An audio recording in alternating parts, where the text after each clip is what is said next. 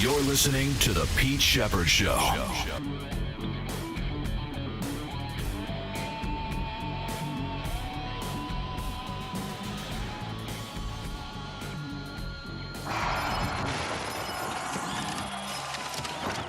It's good to be back. From 52, the kick wobbles, but makes it through. And the Seahawks win it at the gun. In Kansas City, a left-hander. And he's hit it high and deep to right. Grand slam, Dalton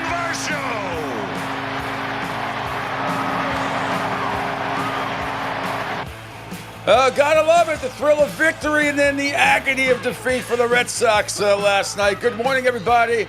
Welcome to the Pete Sheppard Show here on a fantastic Football Friday. We got a smorgasbord. We got news, NFL, college football. Bad news for the Florida Panthers. Ryder Cup beginning in about 9 minutes. I think everybody is shit-faced already in upstate New York. We're going to cover it all today on the Coastal Sports Digital Network. Let's get it going.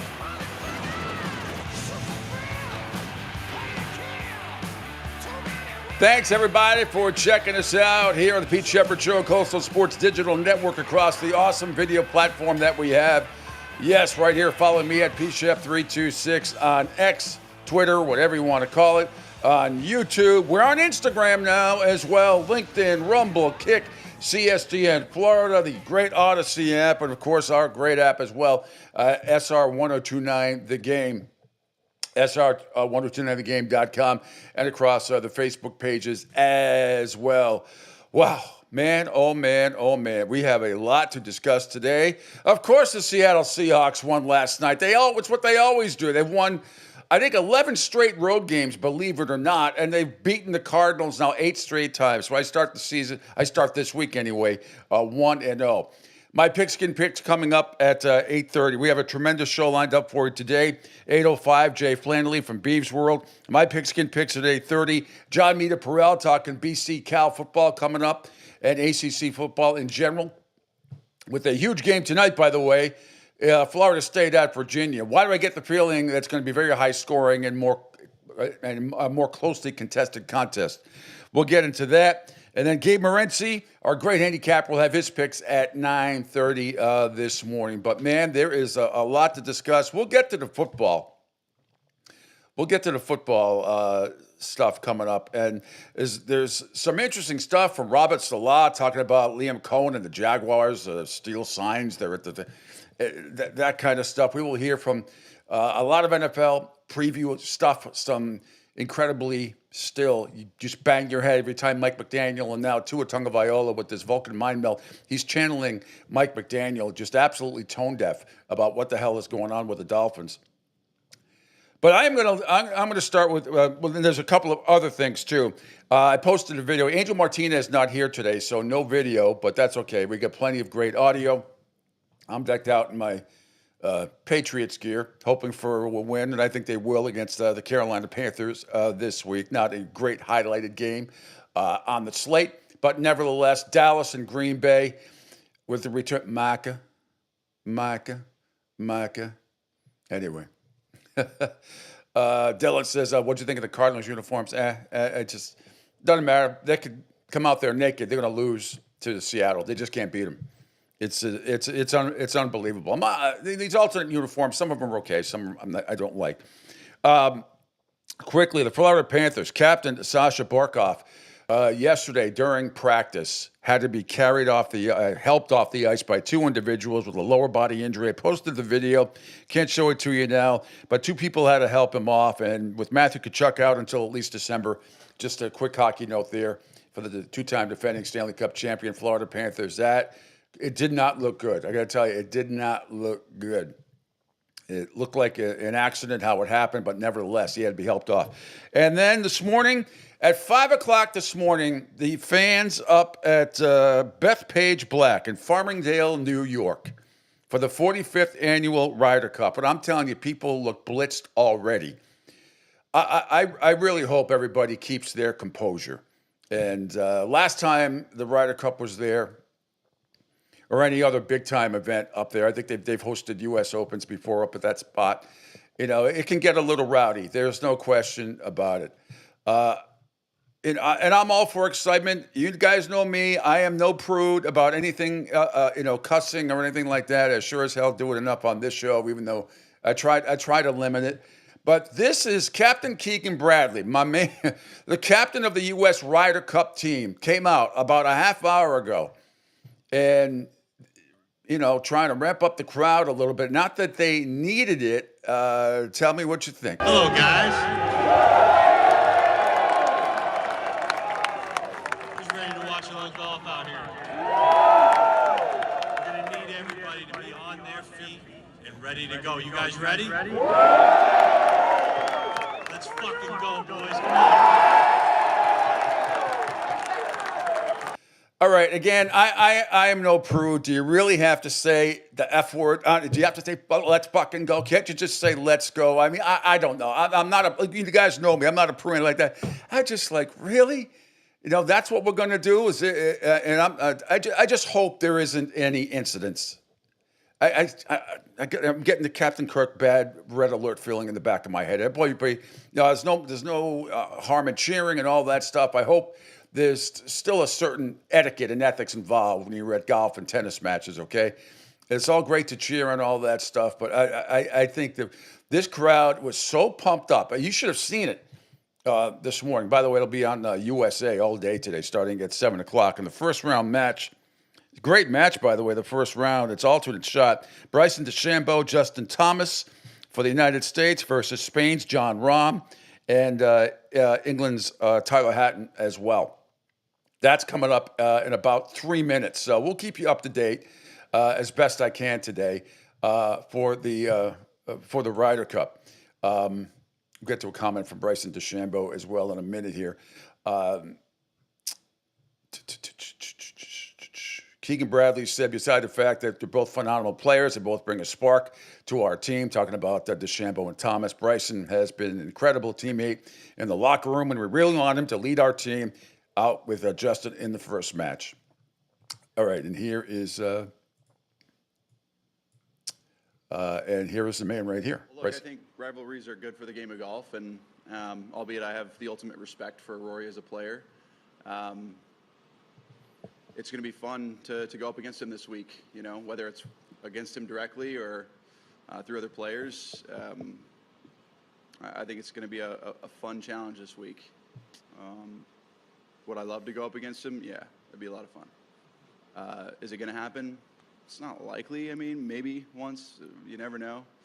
I don't know if there's planning behind the scenes or whatnot, but no, look, he's a fierce competitor, a great competitor, but one that I'd love the opportunity to play against this week. All right, we'll see what happens if Bryson DeChambeau goes up against Rory McIlroy. Anyway, we'll keep you up to date. As I said, Bryson DeChambeau, Justin Thomas is in the first match with Bryson DeChambeau against John Rahm of Spain and England's Tyrrell Hatton. So we will keep you posted there. All right, let's get right to last night's game. That was not bad. Came down to the wire. Shouldn't have, but Seattle covers. They're -1.5. Maybe some of you got it at 2. Didn't matter. The Seattle beat Arizona 23-20. Here's some highlights from that one. Murray throws, juggled, and intercepted.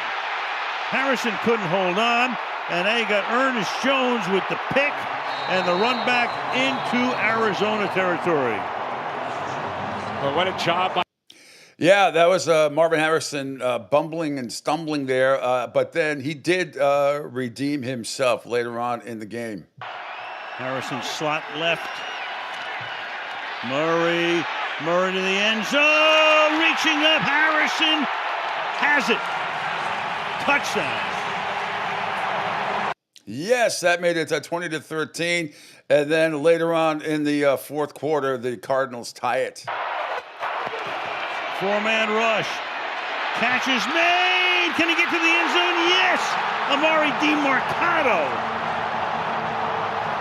Thanks to Prime Video with the call there, and Al Michaels, Kirk Herbstreit with the call on Prime Video. And then we come right down to the wire. Jason Nyers, who had missed, I think, a 53-yarder earlier in the game, didn't quite nail it. When this kick was, when he kicked this ball, it looked like it was going to veer off wide right, but it did not. From 52, the kick wobbles, but makes it through. And the Seahawks win it at the gun. 23-20, that is your final right there on Thursday Night Football. So Seattle, I think many of you had the Seahawks last night. I think that's one of those trends in the NFL that really holds true, is that Seattle does not lose to Arizona. Who said this? Pete, have you followed much Thursday? No, I don't follow anybody's picks except mine and Gay. I don't have time for all that stuff. Everybody has their own picks. I'm glad he's red hot. He's been hot the last 2 weeks. Yeah, hope he continues to be red hot. Hopefully I'll be red hot. I was red hot week 1, and week 2 and 3 I have been mediocre at best. But I'm 1-0 to start this week. I can tell you that. As far as the Red Sox go, everybody out there, and we'll do get to an MLB rundown as well. Red Sox lose last night 6-1. For them to miss the playoffs, they would have to get swept by the Tigers. The Astros would have to sweep the Angels, and the Guardians would have to take at least 2 out of 3 from the Tigers. So the Red Sox and Tigers begin a series tonight at Fenway Park, 3-game series tonight at Fenway Park, and all they need is a win, basically, an Astros loss, and they get it. It should happen. They should get the win. One of these games. By the way, the game's on Apple TV tonight, which really sucks for many of you. But there is a way to sign up, I believe, for somebody who didn't have to do it a couple of weeks ago, like me, against the Yankees on Apple TV. I signed up for a free week. Obviously canceled, right? You get the free week because I wanted to see the Red Sox Yankees, even though I have the baseball package. And it sucks, Rob Manfred, that these games, that I'm paying this money and I can't see my team play. And so now I'm going to have to finagle away on another email address to get Apple TV because of this one stupid game tonight that I can't watch on my baseball package. Anyway, we digress. We digress. There's also some Celtics news that I got. Bobby Manning from Celtics NBA reporter from Celtics CLNS a little bit later on. He had an exchange, Bill Chisholm, yesterday, where Grossbeck interjected about taking responsibility for some of the players that were off-loaded during the offseason. We'll get to that. So the Red Sox last night, Lou, let me get the New England stuff out of the way. The Red Sox last night lose 6-1. You heard at the Toronto Blue Jays, and it really sucked because the Brian Bayo has not pitched well the last 3 starts. And Dalton Varsho, you heard the grand slam that I played earlier. George Springer had a 2-run shot, and the Blue Jays win 6-1. 3 Blue Jays combined for 6 perfect innings. It was so frustrating to watch last night. Red Sox only had 4 hits, and Brian Bayo last night. 5 innings, 3 hits, 2 earned runs, walked 3, and struck out 3. Just it's not good enough. And Wilson, Kelly, and Murphy finished it off with allowing just 1 earned run in the last 4 innings. But nevertheless, not good enough. So today, Kyle Harrison, who's 1-1 on the year with a 3.58 ERA, expected to start tonight against the Tigers. One of their better pitchers, obviously, Casey Mize, who's 14-6, a 3.91 ERA, but he has had his struggles in the second half, so we shall see what happens there. Here is Alex Cora after the game on NESN. Seems to be ready for tonight's game. You always talk about winning series, but have you seen anything just in the inability to complete sweeps the past couple months? It's not easy to do. That's one of the best teams in the big leagues. We did an outstanding job the whole week, right? Except 1 inning. So you tip your hat to them. It was a great road trip, and now we know what we have to do at home. So be ready. All right, yeah. Now they know what they have to do at home, which is just win 1 game, or have the Astros lose once. But I'd rather win. I want it back in. But whatever works. Whatever the hell works. All right, let's see what else we got. Back to football last night, real quick, and this. I don't know if you caught it in the fourth quarter with the Seahawks up 17-6. Al Michaels and Kirk Herbstreit on Prime reacted to Seattle Seahawks wide receiver Jackson Smith-Njigba about about a penalty that was called, and nothing like an open mic night on the field. Down is right in front of the ball carrier. Offense number 11. That's some bullshit. Penalty. Be careful. One more time. Down is right in front of the ball carrier. Offense number 11. 10-yard penalty. Be careful. That's a touchdown without the whole. Really, a good hustle play, but just unnecessary. It's Max Milton who's trying to come up, and then he grabs him. And Terry, what do you think of that one? Bring you to the ball game here. Yeah, it looks like he reaches around and pulls him on top of him. Good call for holding. Yeah. Good call by Alex Kemp not to throw. It's one thing if you say something in an open mic, but if the mic's not open, right, you get away with it. He gave him the look. He did. Oh, yeah. Oh, yeah. My kids make fun of me. I have 4 sons, and when they were younger, I used to give them this look right here. Oh, yeah. Beautiful. Okay. All right, just a misdemeanor this time.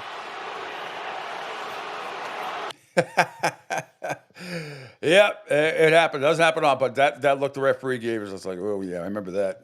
Father gave me the same look back in the day a few times in my life. All right, let's see. Where do we? After the game, so again, Seattle wins 23-20. Mike McDonald, his opening statement last night. Obviously, look, it's a short week. You're on the road.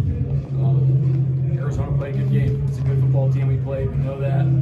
And they did a good job of staying in the game and giving themselves a chance to win. Having said that, we didn't play our best game.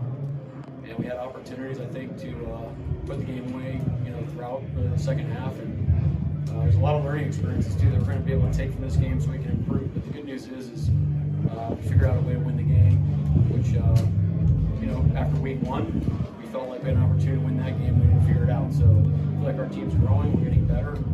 And just really proud of our guys in the fight and really the effort this week, to get ready to go play their best football. So it'd be good to have a break and then hit the ground running on Monday and get ready for Tampa Bay.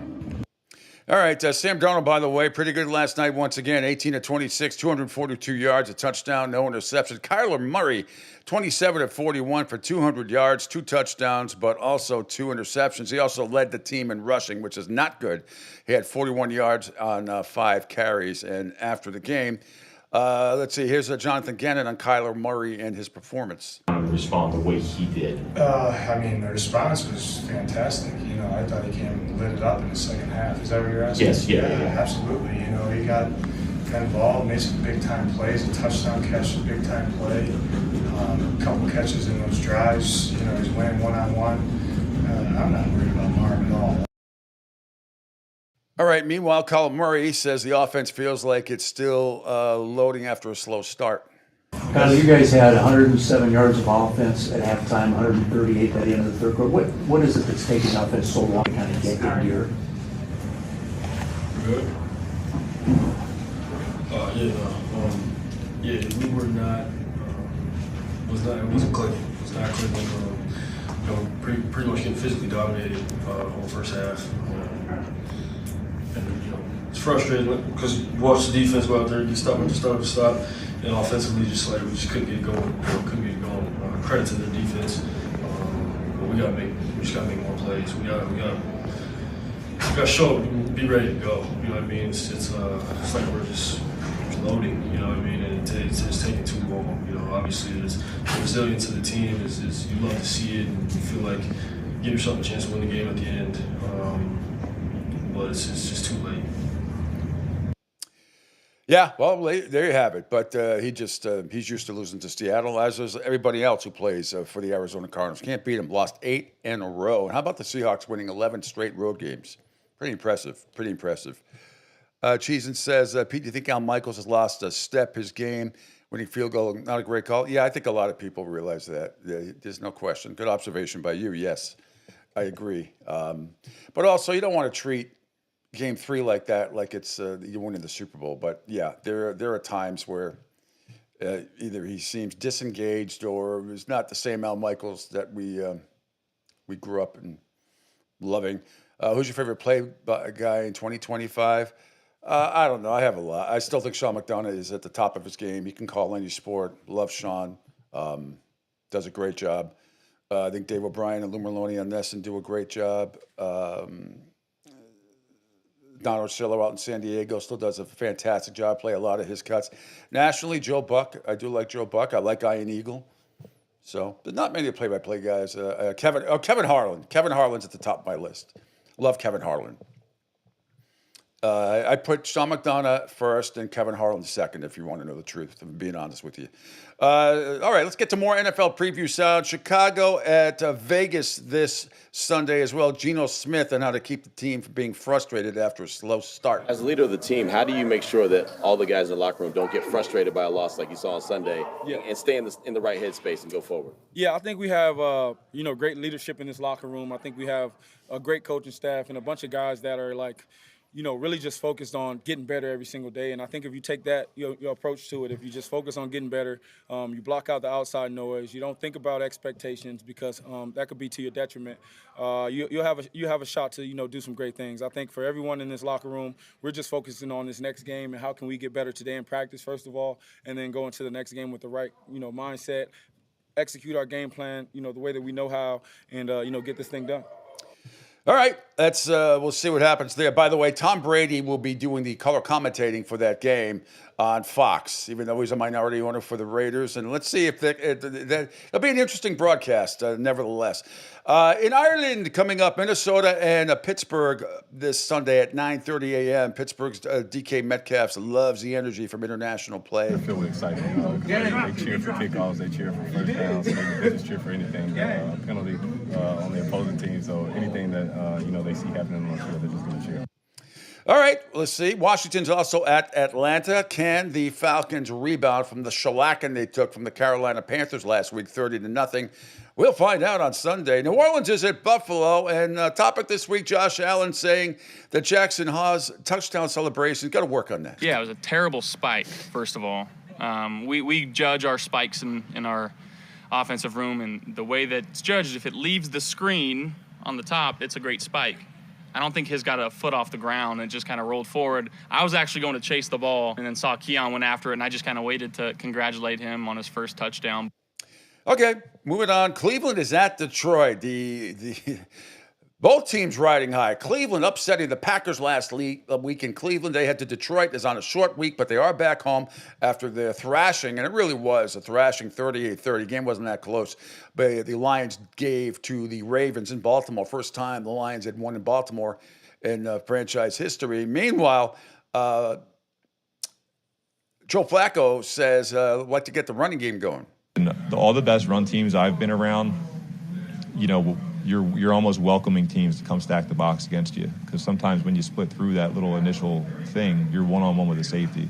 So I think the challenge for us is to, as we do get better and hopefully teams start to do that against us, is to have that mindset that we want that to happen, because that's when the chunks can come. All right. Meanwhile, Cleveland's Jerry Jeudy on carrying the winning momentum into their game against the Lions Sunday. It could do a lot. It's a great momentum shift. Just having a win on our belt, getting that feeling, and just chase that feeling again, that winning feeling again. And it's just going to motivate guys to play better and just want to keep having that feeling after Sunday's game. All righty. Chargers are at the Giants, and significant for many, many reasons. And here's Brian Daboll on the quarterback change. Everybody knows by now Russell Wilson is out. Dak Prescott. Jackson Dart is in. He is in for the rest of the year. So in terms of the quarterback situation, I met both with Russ yesterday and Jackson privately, and Russ was nothing but a pro, which I would expect him to be. It's my decision. We're going with Jackson. We're going to get him ready to play this week and the remainder of the season. He's going to do everything he can. Russ will be the backup. It's my decision, and we're going with Jackson. All right, and let's hear from Russell Wilson if he expected a quarterback changes from Giants Nation podcast. Did you think this was a possibility that change could happen, or did this kind of take you by surprise? I mean, I think I'm not surprised by anything anymore, to be honest with you. But also, too, at the same time, they made 2 good plays, and the game was kind of back and forth, tight, and just didn't go our way, So I'm not, I'm just focused on now. I think that's the one thing I've learned in the highest moments and the best times, and coming off a game like Dallas, you live in that moment and you enjoy it, and then you have to come back in the next one. And life is sometimes a 16-round fight. Football is a 16-round fight sometimes 17-round fight, whatever it may be. And sometimes in life, like I said, life is about response. So sometimes you feel like you feel like in the moment, you feel like you're at the end of something or something's heavy. And I think for me, I just believe I'm still in round 5, round 6, and that's my mentality. And I think that's part of, just continue to fight and continue to stand up, continue to believe in you, continue to believe in those around you, continue to speak life. And I think winners, they don't pick and choose. I know I'm a winner. I know my mentality of what that looks like. I know having the championship mentality, and winners don't pick and choose. Leaders don't pick and choose when they want to lead and when they want to help and communicate like a winner or whatever that may be. And so, those are the things that I know and I can control. And that's what I'm focused on. All right. Whether you like Russell Wilson or not, at the end, I've always kind of liked him and respected him. Even when he was at Wisconsin. When he was in his college days. The big debate now is like whether he's a Hall of Famer or not. Well, if people say Eli Manning is a Hall of Famer, then Russell Wilson must be. Anyway, last night, I think it was pregame. Richard Sherman and Tony Gonzalez went off on Russell Wilson. I don't remember because I went to bed after. I can't remember if this was pregame, halftime, or whatever. Because I was watching this game mostly on my phone while I was watching the Red Sox lose to the Blue Jays. But anyway, regardless, this is Richard Sherman, Tony Gonzalez going off on Russell Wilson. And then that resurfaced clip of Malik Neighbors saying that the quarterback last year with Daniel Jones wasn't the problem. So when you look at this Russell Wilson situation, Tony, he says he's got a lot more football left in him. Okay, he's going to say all the right things. Do you think we've seen the last of Russell Wilson? Honestly, I hope we have. And I say that because I just looking at him and his career, his legacy, like you talked about, if ever there was somebody who played himself out of a Hall of Fame, it's Russell Wilson. Really? And I say that because look at what's happened ever since he left Seattle. When he was in Seattle, he was the man. He was making these good plays. He won a Super Bowl, went to 2 of them. But as soon as he left there, he went to Denver, signed that big old deal. They paid him $39 million to leave. He goes to Pittsburgh, plays there 1 year. He's out of there. Now he goes here and has 3 games. I just don't know if it's going to get any better. And I don't want to see him on a sideline holding a clipboard. So you're very much under the "what have you done for me lately" thing in taking away the first, decade of his career. Absolutely, and I just don't think he's done himself any favors since he left Seattle, and I don't know how's it going to get better. I don't know. So yeah, I agree. I agree. I think you got to judge his career off when the Legion of Boom was there. He had a legendary defense, an all-time defense, and how much success he had. And then without that legendary defense, the success he had. Without that legendary defense, he's been 4-11, 7-8. 0-3 to start with the Giants. He was a winning football player in Seattle, and people said, hey, winning is football player, all this good stuff, all these accolades, and now you get to go on your own and you get to prove, hey, I'm this great quarterback, I'm this guy that's going to be dominant, and it just hasn't worked out that way. All right, we will leave that right there because this discussion could go on and on. Very, very interesting stuff. And it's interesting they brought up Malik Neighbors, and here is the cut they were talking about when asked earlier this week what he learned from the Giants changing quarterbacks last year. What did you learn from those quarterback changes last year about sort of the best way to approach this situation? They're going to find a way to get one the ball. You finished, Jackson. Here's the Giants' Mike Kafka on the changes made for Jackson Dart. In your opinion, how different does it look? Yeah, I think there'll be certain elements of just things that Jackson has done well, whether he was in college or in high school. You want to fit the system to that player, any player, really to what their strengths are. So I think Jackson is going to do a nice job, and we'll put together a plan that he can work with. Okay, and finally, Rich Gannon yesterday on Sirius XM NFL Radio talked about the situation. I like the fact that he's an experienced quarterback, played in a lot of big games in the SEC. Very good athlete. You go back and study the kid in high school, was an all-state baseball player. I think when you watch him, he plays the game with some confidence. He's tough. He's physical. When you talk about it from a quarterback perspective, when the kid runs, I think he's got a lot of confidence in his arm. I don't know if there's any question about that when you watch him. I think he plays like he thinks he can make any throw at any time, which is okay. But that gunslinger mentality can get you in trouble sometimes, especially in the NFL where the windows are a lot smaller. These corners and cover guys are a lot faster and a lot better. So, but there's enough positives in his game when you consider that, and a really lively arm and a dual threat athlete that I think he's going to give the Giants some versatility, maybe that they didn't have at that position. When you think about Russell Wilson doesn't run as much, he's not as active back there in the pocket. This guy's got a little bit more, I think, playmaking ability. So extremely productive. Throws a really nice deep ball. I think really good accuracy in the short and intermediate throws. There's a lot of, when you watch the tape, there's a lot of good throws on there where you see not just the arm talent, but you see throws under duress with someone up in his face, push up inside. A guy's willing to sit in there and take the extra hitch. So, look, there's a lot to like there, Bruce. And I think it's when you look at where the Giants are at 0-3, I think this is it's probably time. All right, we'll see. Going up against a very good defense. Small sample size still, but the Chargers have played excellent defense. So Jackson Dart. Giants are hoping for miracles this week. And again, the Chargers are favored by 6 on the road this week against Jackson Dart and the Giants. We shall see. All right, here's what we're going to do. We're going to take a quick break. When we come back, we're going to hear from more NFL around the league. Some really interesting jabs, I think, by Robert Saleh of the DC of the San Francisco 49ers, taking shots at the Jaguars about how well they steal signs. And we'll hear from Liam Coleman as well. We will hear from Devontae David for the Tampa Bay Bucks. That's when that game, I don't think is being talked about enough. Philadelphia, Tampa Bay this weekend, and it looked like a mash unit early this week for the Bucks, but they're getting some players back. Tristan Wirfs is going to play. Looks like Godwin's going to play. Mike Evans will not play, and a couple others. But nevertheless, that's going to be a possibility of a possible NFC Championship preview once again with Baker Mayfield. So we'll hear some cuts from them from that game and a whole lot more. Lots of college football. On Pat McAfee's show yesterday, they'll tell you who they think the number one team in the country is. It pleases me, I'll say that. And we'll also hear from head coach Mario Cristobal from the Hurricanes as well, an On3 interview that he did. All part of the Pete Sheppard Show here until 10 this morning. Trust me, we will go to 10 this morning right here on the Coastal Sports Digital Network. Hi, folks. This is Gerard Moynihan of Moynihan Lumber, and I would like you to know that our company has been selling Anderson windows for over 60 years. See the complete line of Anderson windows at any of our 3 locations in North Reading, Beverly, or in Plastown, New Hampshire, or at MoynihanLumber.com.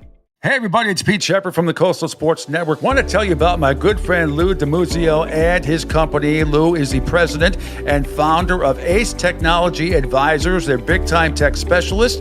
At ATA, they're able to craft, implement, and manage the best and most appropriate solution for your business. They leverage their industry-leading experience and their portfolio of technology partners to improve your best practices and infrastructure. So you can get a hold of them at 888-599-4223. That's 888-599-4223. Check them out on their webpage, www.acetechadvisors.com.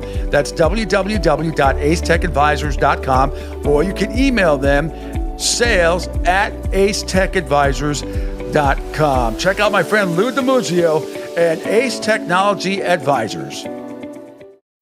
Right now, our country feels divided, but there's a place where people are coming together. I gotta tell you, I was nervous to talk to someone so different than me. Me too, but I'm glad we are.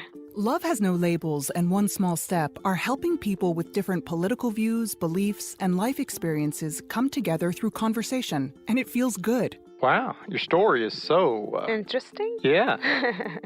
When people actually sit down, talk, and listen to one another, they can break down boundaries and connect as human beings. At lovehasnolabels.com/onesmallstep, you can listen to amazing, life-changing conversations and find simple tools to start a conversation of your own.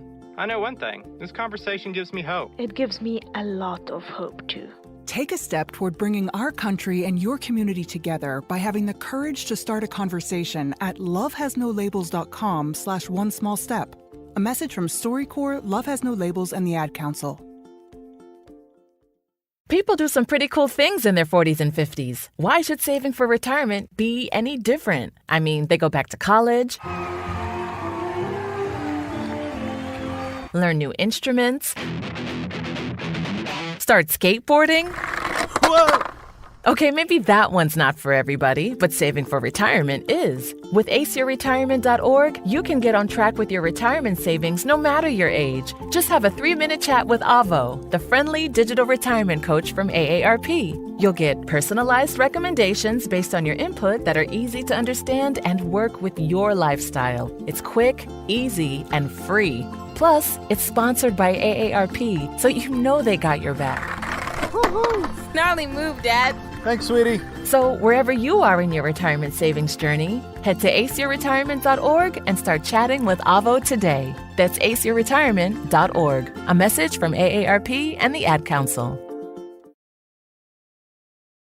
Adopt US Kids presents What to Expect When You're Expecting. A teenager. Learning the lingo. Today I'm going to help parents translate teen slang. Now, when a teen says something is on fleek, it's exactly like saying, that's rad. It simply means that something is awesome or cool. Another one is totes. It's exactly like saying, totally, just shorter. As in, I totes love going to the mall with Becca. Another word you might hear is jelly. Jelly is a shorter, better way to say jealous. As in, Chloe, I am like so jelly of your unicorn phone case. You don't have to speak teen to be a perfect parent. Thousands of teens in foster care will think you're, rad, just the same. To learn more, visit adoptuskids.org. A public service announcement brought to you by the U.S. Department of Health and Human Services, Adopt U.S. Kids, and the Ad Council. This is the story of a very special woman. In a matter of seconds, she turned herself into a great mathematician or an entrepreneur. Her knowledge was limitless and still is. She could also make monsters disappear, especially those that lurked in the shadows under the bed. Once, this woman put back together a teenage girl's broken heart, which had been shattered in 1,000 pieces, just by giving her a bear hug. She masqueraded as a regular person at work, but as a superhero at home. Everyone knows her as Gabriella. I still call her Mom. Your hero needs you now, and AARP is here to help. Find the care guides you need to help, complete with tips and resources at aarp.org/caregiving. A public service announcement brought to you by AARP and the Ad Council. Don't spaz out because your team lost. Let Pete do it for you. Now, back to the Pete Sheppard Show.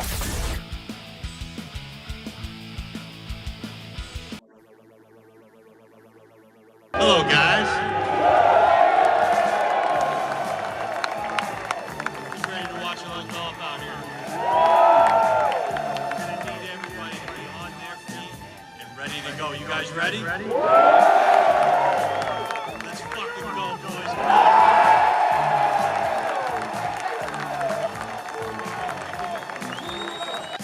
Well, inspirational words there a little while ago by U.S. Ryder Cup captain Keegan Bradley. From Vermont, by the way, in case you were wondering. But yeah, did you really need to say the F word there? I don't know. It's again, I'm not being a prude. It just, this guy, especially from golf where they're so, such a snobby type of sport like tennis is, and I love golf, and I love the Ryder Cup, but don't get me wrong. I just think, those people up in upstate New York, they look shit-faced already. So that is going to be something. The match is ongoing right now. Bethpage Black in Farmingdale, New York, the 45th Ryder Cup, and your update right now is that Bryson DeChambeau and Justin Thomas are 1-up through 2 on John Rahm of Spain and Tyrrell Hatton of England. So there you have it right now. United States up 1-up in this current match through 2 right now. All right. I do also want to tell you that Phil Castanetti's Sports World in Saugus, Massachusetts is New England's place to buy or sell the finest in sports memorabilia. For over 35 years, Sports World has offered the finest in sports collectibles. So get on down there, Phil Castanetti's Sports World, 184 Broadway in Saugus.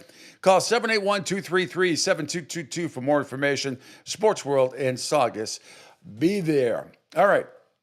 Let's get back to it, and it's probably got a lot of NFL, a lot of college football news to tell you about. Try to get to an MLB rundown as well. In fact, let me just go through some of the scores in case you missed it, update you on what's going on. The Mets got out to a big lead. They were up 6-0. They hung on to win 8-5 over the Cubs.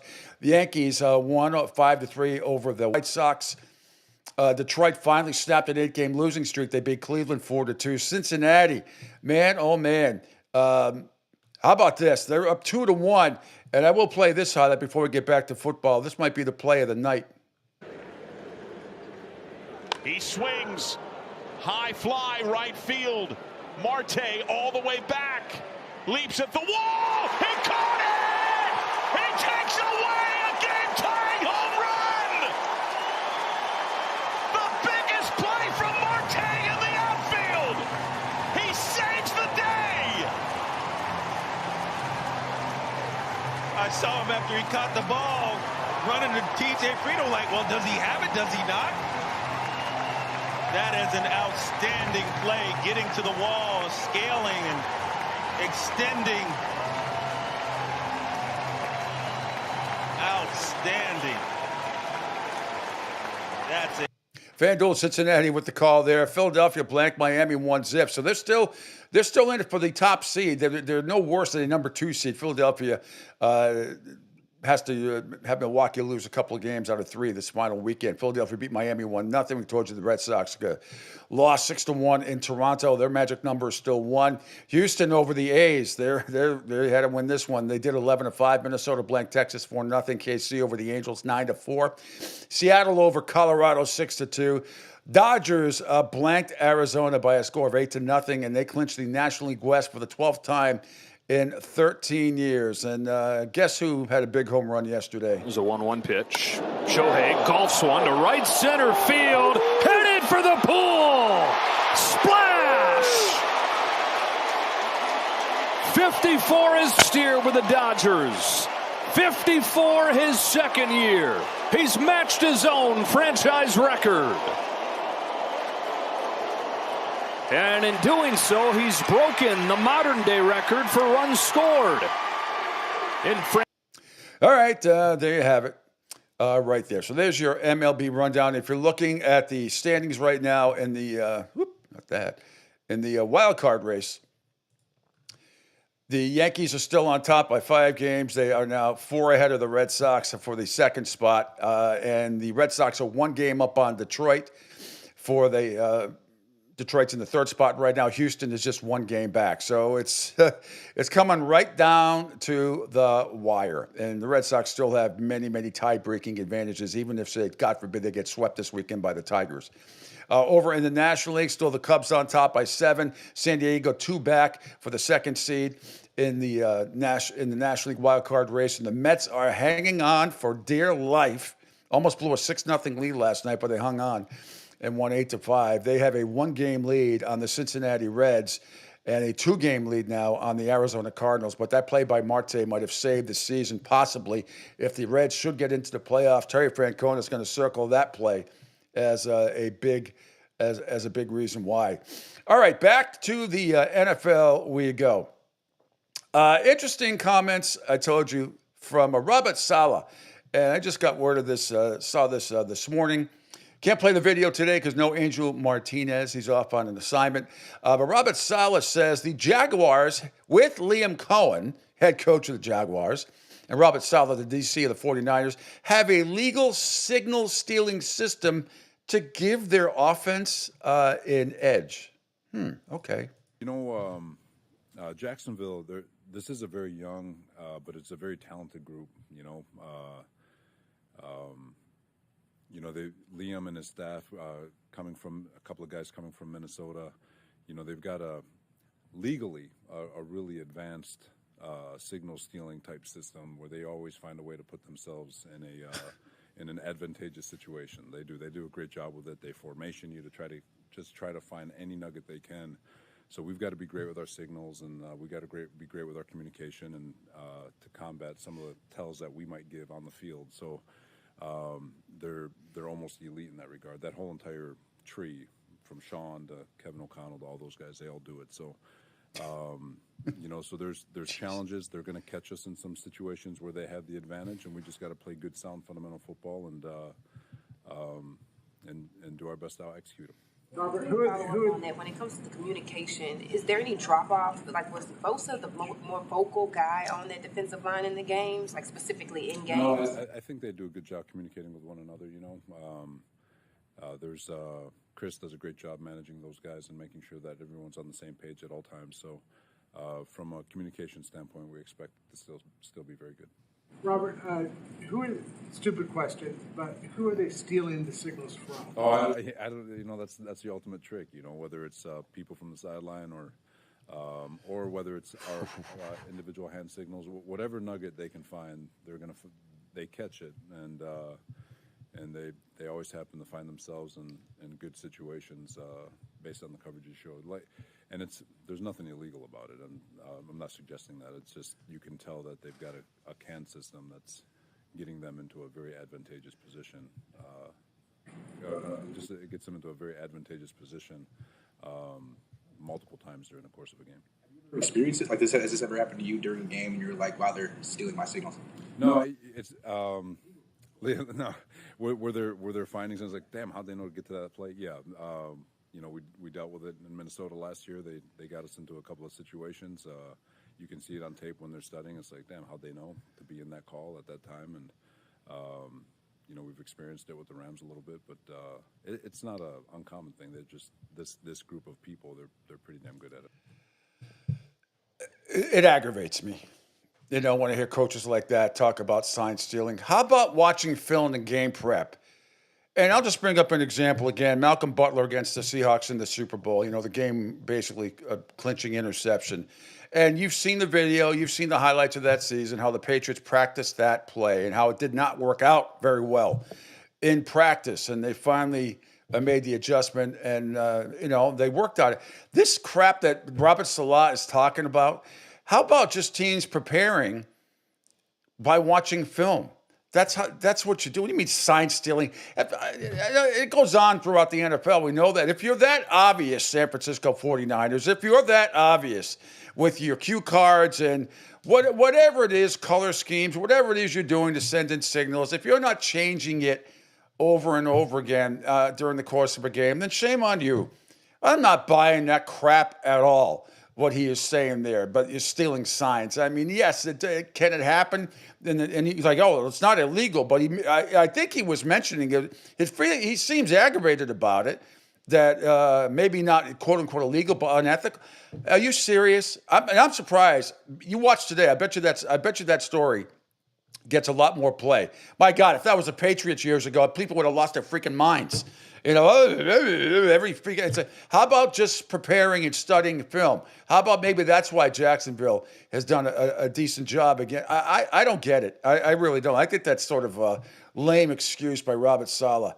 Maybe the other team is just out coaching you and out hustling you and out scheming you because they studied film better. All right, here's Liam Cohen on preparing for that trip to San Francisco.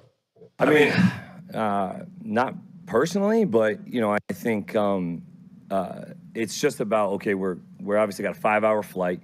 We're trying to keep these guys in their East Coast rhythm and routine as much as possible. So we are kind of tailoring the schedule to that so that we won't, maybe feel those effects as much. I think if you're going out to play, obviously, an organization and a team as competitive as San Fran is, I think I'm very hopeful that these guys will be up for this. It's more just about managing the 5-hour flight, the hydration, the sleep, and making sure that these guys are getting into the mindset for a business trip that it is. So not concerned, but just definitely something we've had to be a little bit aware of with our scheduling and our planning for sure. Don't forget that sign-stealing schemes that make that 5-hour flight. Here's Trevor Lawrence and how he and the offense are coming along. Really good operating it. I think every week it's growing a little bit more and more. I think I'm seeing it really clearly. I feel like when I step on the field on Sundays, I have a really great grasp of what we're doing, what we're trying to get done, what I'm looking for, all my keys that I'm locked into. I think I'm seeing everything great. I think I just got to eliminate some of the bad plays. Obviously, I've had one or two a game that are hurting us as far as turnovers go. So I got to find a way to eliminate those. And I think it's just continuing just to play smart ball. And obviously, I'm going to take the shots when they're there, but not trying to force anything and just continuing to trust the system and to progress. Just had a couple of those plays I definitely want back. But as far as seeing it and operating, I feel good. Like I said, we got to clean up some of the operation stuff offensively, just like some of the legal shifts, motions, and those things. But as far as what play we're in, what we're getting to, what I'm seeing, what I'm checking to, I feel really sharp with that. But I think there's still a lot of growth for myself and our whole offense just to continue to get better. All right, here's more from Trevor Lawrence on the two-way man, Travis Hunter. How much fun is it to watch Travis make the play he made the other day? And how much more is left out there to get him in those kind of situations?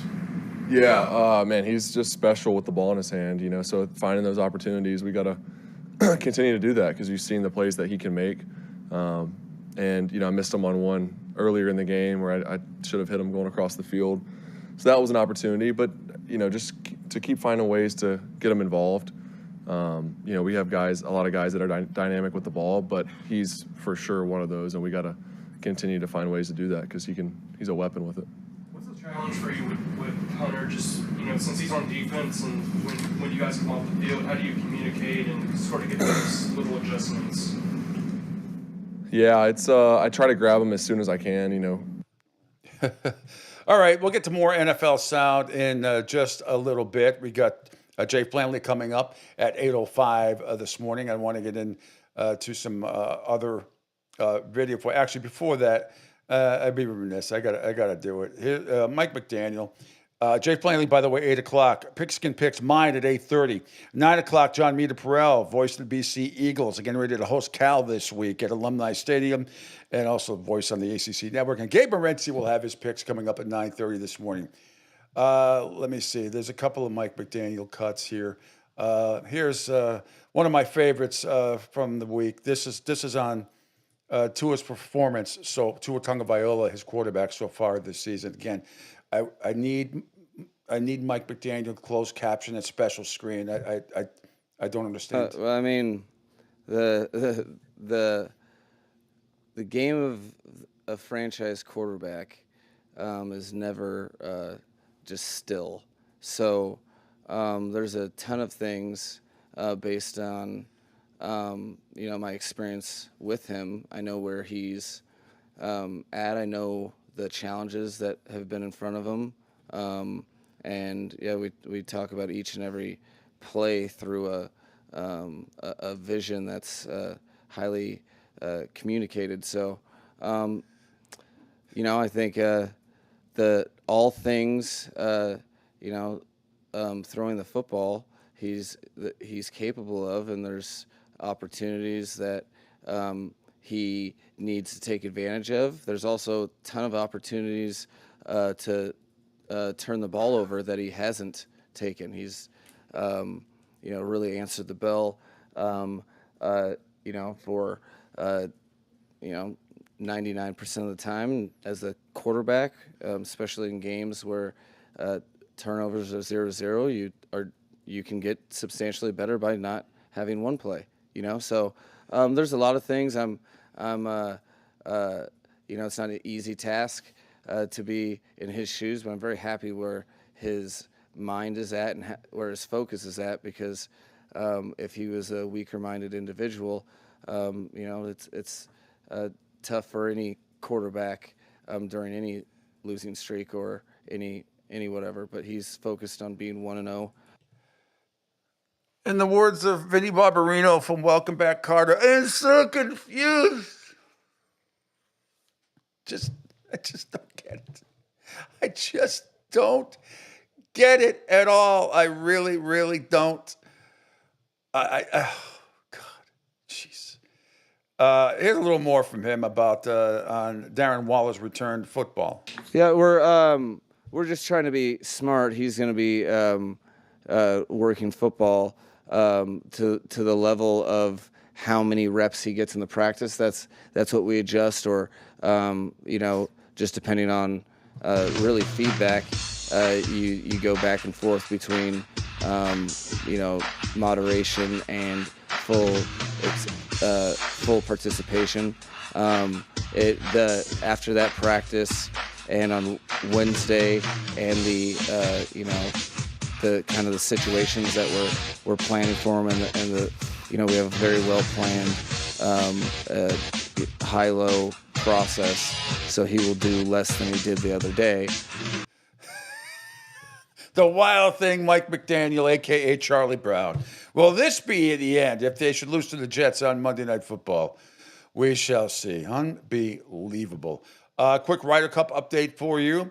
Bryson DeChambeau and Justin Thomas of the U.S. are now 1-up through 3 on John Rahm of Spain and Tyrrell Hatton of England. So the United States up 1-up through 3 in the first match thus far. All right, let's get to some more some college football news that I wanted to share with you. On the Pat McAfee show yesterday, boys discussing Stanford Steve and company, Darius Butler as well, along with Pat McAfee and the boys, on who they believe the number one team in the country is. I still believe the number one team in the country is up for grabs, and if you ask 5 different people, you could get 5 different answers. It's Miami. I'll tell you what, they're a good team. I agree. They're good. I They're agree. the most dominant. Hey, did you see that home field advantage? They're putting out videos of how awesome that stadium is for them. Now, they continue to rock, which I think Cristobal is going to do. Yep. It's going to continue to be special down there. Yeah, that video you were talking about was sick, that they had of the D lineman from the sideline when he was just enjoying the entire atmosphere. You mentioned it earlier, that D lineman. It was electric. It looked like Gladiator. Bain. My bad. Yeah, Bain. Yeah. He's doing Bain. Yeah. That is literally what he's doing. Is that? Yeah, it is awesome. And then Cristobal loves that shit too. And how about him? Like, we don't want to. We just want to work. There's a lot of shit to do. It's like every answer he was given, he was talking to in the locker room. Yeah. Like, we haven't done shit. We just want to work. Just keep doing what we're doing. It's like, all right, man, I like that you're locked in down. What if South Florida goes? They will. I'm talking about Miami. And look, there won't be a lot of people saying the U is back. The U is back. Real UN fans are not back until you're playing and winning the national championship. And they have the squad to do it. They have the coach staff to do it. But you said something there that Connor obviously reacted to. You said Washington was the loudest place you've played in. This is, Sayan's first experience on the road. You didn't? I thought you did. No. Oh, okay. Well, tell me more about this. Right, there you have it. By the way, it's going to be really interesting. That Ohio State game, which is at Washington this week, where they do not lose. They won a whole bunch of games in a row. That's going to be an interesting test for the Ohio State Buckeyes this weekend, 3:30, I believe, on CBS. Meanwhile, also yesterday on the On3 network with J.D. Pickle, they had Mario Cristobal on. Coach Mario Cristobal had to say during the interview. And one of the things that feels like it's made Miami special is the competition in the state. When you got Florida rolling, when you got Florida State rolling, looks like that Miami-Florida State game is going to be pretty high stakes, going to be center stage nationally. How good is it for college football, in your opinion, for that rivalry to have the juice that it looks like it's going to have here when y'all get after it here in a couple weeks? Well, that's what we knew as college football back in the day. It felt like the title went through one of those couple of cities, right? Almost every single year. So there's such great football here in the state of Florida, and you also have national brands that attract players from all over the place. So that's what I always knew as the greatest rivalry. And then I got the opportunity to coach, so I got to be part of the Alabama program. I got a chance to be part of the Oregon program. You learn all these, you learn about the Civil War, you learn about the Iron Bowl. But for me, it was always Miami, Florida State, Miami, Florida, Miami, Notre Dame. And so it's awesome knowing that we were blessed with the opportunity to be able to go and compete in these matchups. All right, good stuff there from Mario Cristobal on the On3 network right there. Let me see, what else do we have here? Otherwise, I'm going to get back to the NFL. Played that. Did that. I played that. Did that. Okay. Let's get back to some NFL sound. Let's go back up and let's look at Philadelphia and Tampa Bay. As promised, here's Tampa Bay's Levante Davis and what it's like to face Baker Mayfield in practice. It's always fun to go against Baker, man. You know, he's somebody who, when you chirp at him, he's gonna chirp back, and it's amazing. You know what I'm saying? You don't wanna go out there and be talking trash to somebody, and you feel like you're just talking to yourself. Nah, he gonna give it back to you, and then he gonna try to compete with you and stuff like that. So it's definitely fun, you know, seeing him taking that same edge that we have in practice onto the field. And you see it, you've seen it for the past couple of weeks, man. You know, Baker got that fiery edge, and once you talk trash to him, that gets him going. And for the most part, that's like when people talk trash to defensive players, we get us going. You know, we have that killer instinct. And the same thing with him. When you talking trash to him, he clicked to a different mode, and that's what I love about him. Well, let's head to one of the feature games of the day also, a couple of them. First, Micah is headed back to Dallas. I think Green Bay is going to annihilate the Cowboys this weekend. I really do. Here's Micah Parsons ahead of the Packers-Cowboys on Sunday night. You know, I think Dallas loves me. You know, I think they're going to give me a good round of applause. And, you know, there's no hard feelings there, at least for me. And I think it's going to be, like I said, it's going to be a great atmosphere. I think, you know, this is some of the best football you're going to get in Dallas when it's Sunday night against, you know, a rivalry opponent. All right, Baltimore at Kansas City. It's hard to believe that one of these two teams will be 1-3 after this game. Here's Lamar Jackson on being motivated. Like I always say, you know, each and every week I'm going to be motivated no matter who the opponent is, no matter where it is. I'm just trying to win. But no, not really. I'm already motivated. All right, here's head coach for the Ravens, John Harbaugh, on the run defense. We'll be okay. We'll be fine. There's a lot of real simple things that we didn't do very well at times. You know, we'll have the same play, really against the same defense 2 different times, and one time it's no game because we're pretty much exactly where we're supposed to be, and another time we're not where we're supposed to be. And I think part of it's just trying to do too much sometimes. I mean, sometimes we try to do more than our job, and that's not really required. You know, so that's playing with a little more. Just calmness and belief in the whole structure and the 10 guys around you. Then also tackling in the back end. You know, that's the other thing. It's like those runs, they shouldn't go to what they did. I mean, those runs should be tackled, 8-10 yards if they break through the line. And we'll be focusing on that as well. All right, and let's see. Let's do one more cut here. Let's go back to the Miami Jets game. Here's Jalen Phillips on the Miami Dolphins starting the season 0-3. No, I definitely can draw from those experiences. I mean, even put aside those last 2 years, my first year with the Dolphins, we were, I think, 1-7 and then won 8 games in a row or 7 out of 9 or something like that. So I've seen almost every year on both sides how things can change in an instant. You can go on a winning streak and then lose a bunch of games and vice versa. And so I think what's important is to take it week by week and not be concerned with, our record now and anything like that. Obviously, it's a pressing issue. We need to start winning games. But, this isn't, it's not a death sentence for us, and it's not indicative of how the rest of the season is going to go. All right, that's one of 2 Monday night games, by the way. Cincinnati will be at Denver. And let's do this cut too. Here's Cortland Sutton on how the fans can help them win on Monday night. It's just electric, man. The energy that the fans bring, man. It's like you can feel the whole city. You know that the whole city is tapped in, the whole state's tapped in to watch us play on Monday night, Sunday night, whatever the primetime game is. But to play those night games in Power Field, it's a lot of fun, man. We have a lot of fun in there, and it's always a party in there. All right. Meanwhile, back to college football real quick. Speaking of fun on a Friday night or the stands at night games, tonight is a big one. Florida State and Virginia Cavaliers. Now, it's been 3 weeks since Florida State manhandled Alabama, 31-17 upset in Tallahassee. Since then, they've played, the Sisters of the Poor. They crushed East Texas A&M and Kent State by a combined score of 143-13. You don't learn anything from those games, and Mike Norvell knows it. Our focus is on today, and that's something that for as long as I've been here, and and especially something that's been reiterated, since January, that the only thing we're guaranteed is today. And so we're working to go be all that we can, continuing to grow, continuing to get better. The good Lord has blessed this football team with some incredible players, great coaches, and we just want to maximize all that we are and all that we can be, throughout the course of this year. And it starts today. And we had a great practice this morning. I was really pleased with the guys' mindset.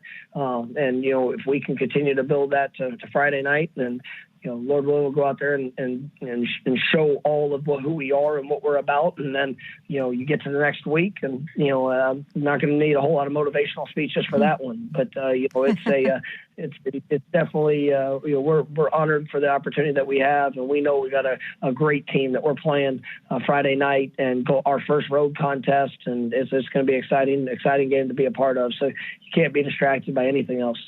Well, yeah, this is the ultimate trap game, looking ahead to a week from tomorrow night when the Seminoles will host the number 2 ranked. And who knows, maybe they're number 1 if Ohio State loses in Washington this week, which I think is a possibility. It could happen. But even if they're not, it's Florida State hosting Miami, if both teams are undefeated. I do think this is going to be a very interesting game. I'm still not sure about Tommy Castellanos, the quarterback for the Seminoles. He's accounted for 594 yards, 139 rushing yards, and 6 total touchdowns. He had his lower leg rolled up on him in the second quarter last Saturday, and Mike Norvell said he limped off the field. He didn't return. He says he's 100%, but we'll see. Cavaliers, by the way, coming off a 48-20 thrashing of Stanford in their ACC opener on Saturday. So at David A. Harrison, the third field at Scott Stadium in Charlottesville, Virginia tonight. All eyes, for me, will be on that game. And the Red Sox Tigers as well, even though they're on Apple TV. I'll figure it out. By the way, quarterback Chandler Morris, the transfer from North Texas, has been a big part of the success for the Cavs. Thrown for 1,050 yards and 8 touchdowns. He doubled his touchdown total last week with 4 scores and 380 passing yards against the Cardinal, and also had 132 rushing yards this season. I think this is going to be a very exciting game tonight. Part of me always wants to see Florida State get crushed. The other part of me wants them to win this game and be undefeated. So there's no excuses next week when they host Miami in Tallahassee.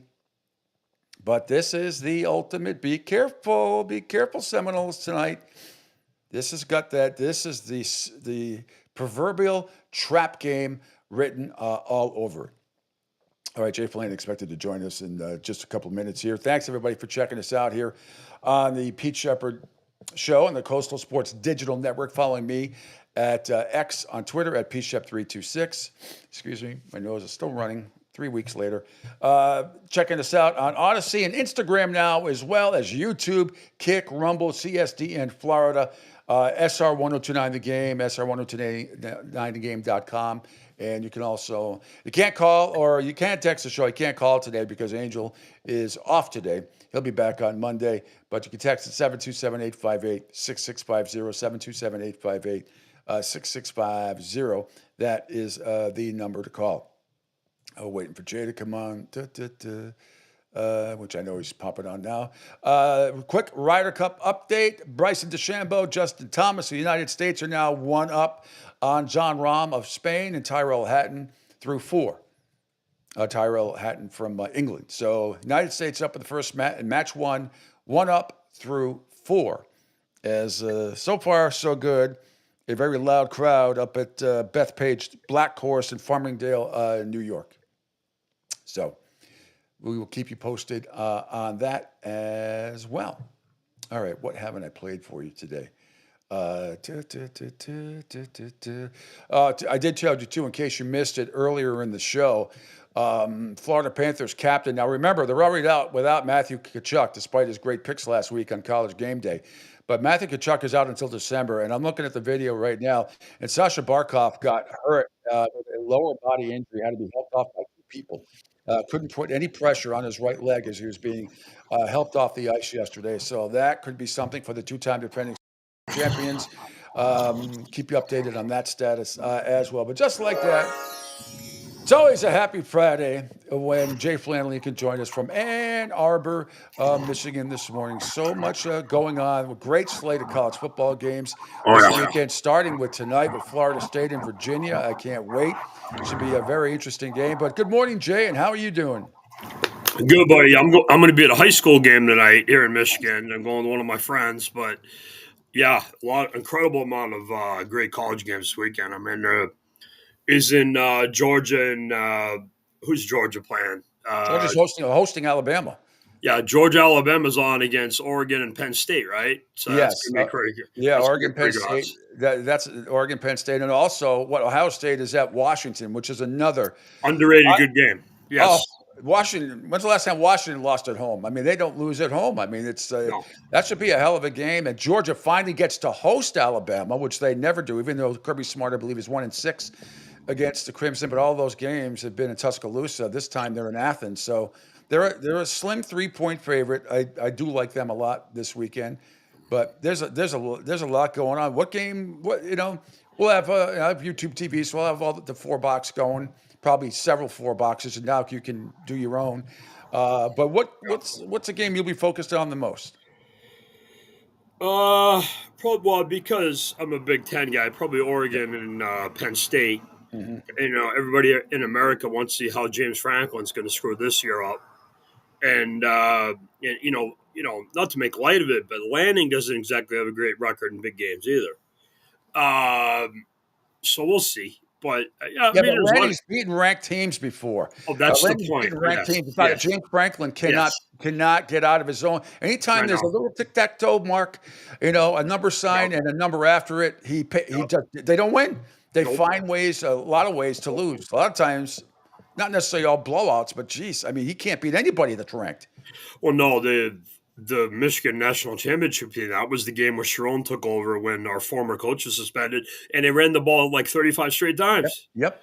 And Genius sat there with his mouth open, like a 12-year-old at a titty bar, and he didn't know what to do. I mean, there was no adjustment, and it was pretty funny. We'll see. But again, I don't know what to make of this year. I think it's a really weird year. Mm-hmm. I don't think there's a super team. I don't think it was last year. Ohio State just got hot. They were covered after we beat them, and they played really well down the road. But I don't think there's a super quarterback like you guys last year. Your team with Cam Ward at Miami, this would destroy this year with him there.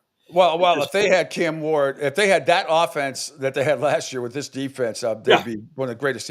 But I'm not worried about that. I'm not worried about Miami. I don't need to see them put up a gazillion points. I'm just. Well, your defense is good. You're right. You're right. Defense and the attitude, just because Beck struggled a tiny bit last week, it doesn't. Their game plan was to come in and just shove it down Florida's throat, and they just manhandled them at the line for the most part. It'll be a different game plan at Florida State next week.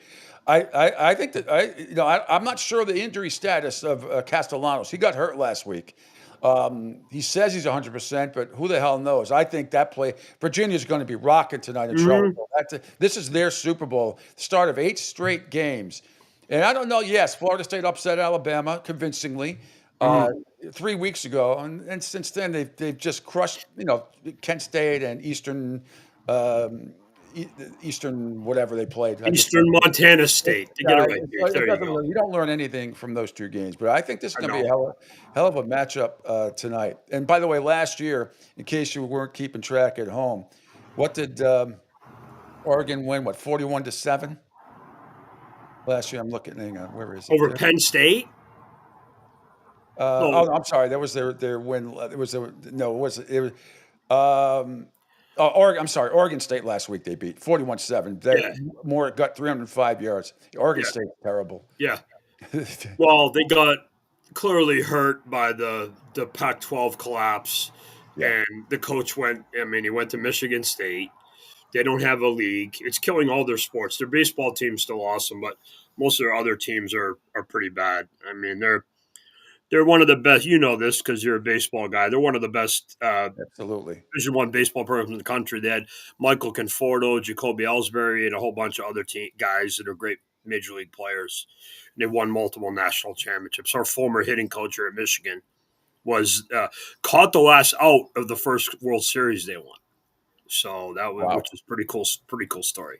There's no question about it. Jay Vlanley from Beeves World joining us this morning. So you're going to a high school game tonight. Who's playing? Two of the top teams in the country, or in Michigan anyway? I believe so. Well, I'm going to Chelsea and Dexter.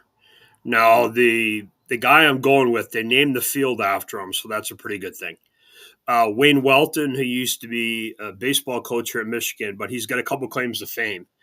At Chelsea, he was the quarterback there in the 70s, and he had a pretty good receiver you might have heard of and seen in a lot of different movies. Pete, you ever see Dumb and Dumber? Of course. Jeff Daniels. Really? Yep. The other guy with Jim Carrey. There you go. You know, also made a cameo in that movie was Cam Neely. Remember in the bathroom? Kick his ass, Seabass! By the way, I'm so glad. Congratulations to me for thinking of this.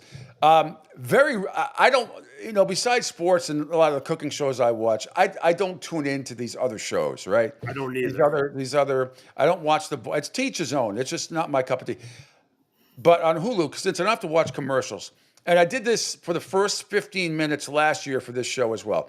I watched the Golden Age Bachelor, right? The first 15 minutes yesterday. Mel. On Hulu. Mel. Do you know the guy? Of course I do. He's a good friend of mine. Yeah, Mel. Yeah. I was going to ask, he played at Michigan, and then he played for the Rams. His last name's what? His name's Alan. I can't remember his name. Mel. I said, shit. I gotta ask Jay. There's no way in hell Jay doesn't know this guy. Mel Owens, like Jesse Owens. Yeah. Yes. His son's a really good baseball player. He's got two big kids. Yes. Yeah. Yes. He's a big corporate lawyer. Yes. Doing a lot of injury settlements, concussions, things like that with the NFL. I saw his house. Great guy. I saw his house. I know his wife cheated on him and left. I mean, that's I'll send him I'll send a picture of us together. He's up until recently, forever, he was the highest drafted Michigan player. I think he was the 4th pick in the draft. Yeah, he's still in great shape. Oh yeah. I played for like 9 years in the NFL on the Rams. Yes. So I'll give you a great Mel Owens story. Okay. So one of the things, whenever I meet these guys, and because remember, I worked for Coach Moeller and Coach Carr. Mm-hmm. So they coached all these guys, and Coach Carr was a defensive coach. And he came in after all people. He replaced Jack Harbaugh, Jim and John's dad, in 1980. And that was the first Bow team that won the Rose Bowl. Well, Mo Owens was a star outside linebacker on that team. So whenever I meet these guys, I always ask them a couple questions. And one of the questions I always ask them is, who's the best player you played against in college? And then if they played in the NFL, about half of these guys have, I say, who's the best player you played against in the NFL? And Mel Owens is one of the few people that had the same answer for both guys, the same answer for the same question. Yeah. He said Warren Moon. Yeah. Because he played Warren Moon when Warren Moon was in Washington, I think in 1978 in the Rose Bowl. Yeah. And then he played him on the Oilers and when he was in the league. Now remember, Mel Owens played with Jackie Slater and Eric Dickerson and Jack Youngblood. Yep. And Jack Youngblood on the Rams. So there's 3 Hall of Famers that are just. And he was Coach Robinson, right back then, right? Yep, and the Vince Malisi guy, and then John Robinson. But yeah, you're right. He just played with some ridiculous players. And then, he's playing against Jerry Rice, Roger Craig, Joe Montana, Ronnie Lott, And I think his very last year was Coach Bryant's first year. So he played with and against some ridiculous guys. And all those great defensive players on the Saints and Dalton Hilliard and Bobby Hebert and all these other guys. Walter Payton. Those Dallas team crew back then. So. Oh, yeah. Randall Cunningham. Yeah. I mean, just played against some ridiculous players. I just thought it was amazing. He said, Warren Moon. It's funny because, Pete, you're probably in this boat because where you live. In New England, we used to get a lot of the CFL games on cable, the cable channels in Canada. So I used to watch Warren Moon play for the Edmonton Eskimos. And I was just saying to my dad, why the hell is this guy in the league? And he goes, a lot of guys don't want black quarterbacks in the league. And, we have to watch friggin' Tony Eason. I mean, Tony Eason couldn't carry. Well, I remember Doug Williams was the only black quarterback in the league back then. For years. And then he got hurt. He got hurt and he was on Tampa. And then he went, I think he was in the USFL too. And he made the thing is I'm glad you brought up Doug Williams.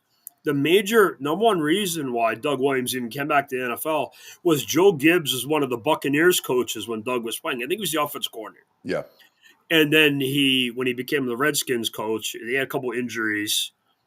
I think it was after Joe Theismann's leg. Well, you remember sure that Super Bowl. They're down 10-0, and they scored 42 straight.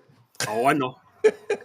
Where's Ricky Sanders? I had to produce that game. That was my first year in radio, my like 8 months in, and I had to work Super Bowl Sundays. Probably the only time in my life I had to work at Super Bowls. No, actually not. That's not true. I worked a lot of Super Bowls, but covering them. You worked it when Tommy won. When Tommy won, and even and other ones as well. But I had to run the board that night for that game, and I so wanted it out because I knew Washington was going to crush Denver.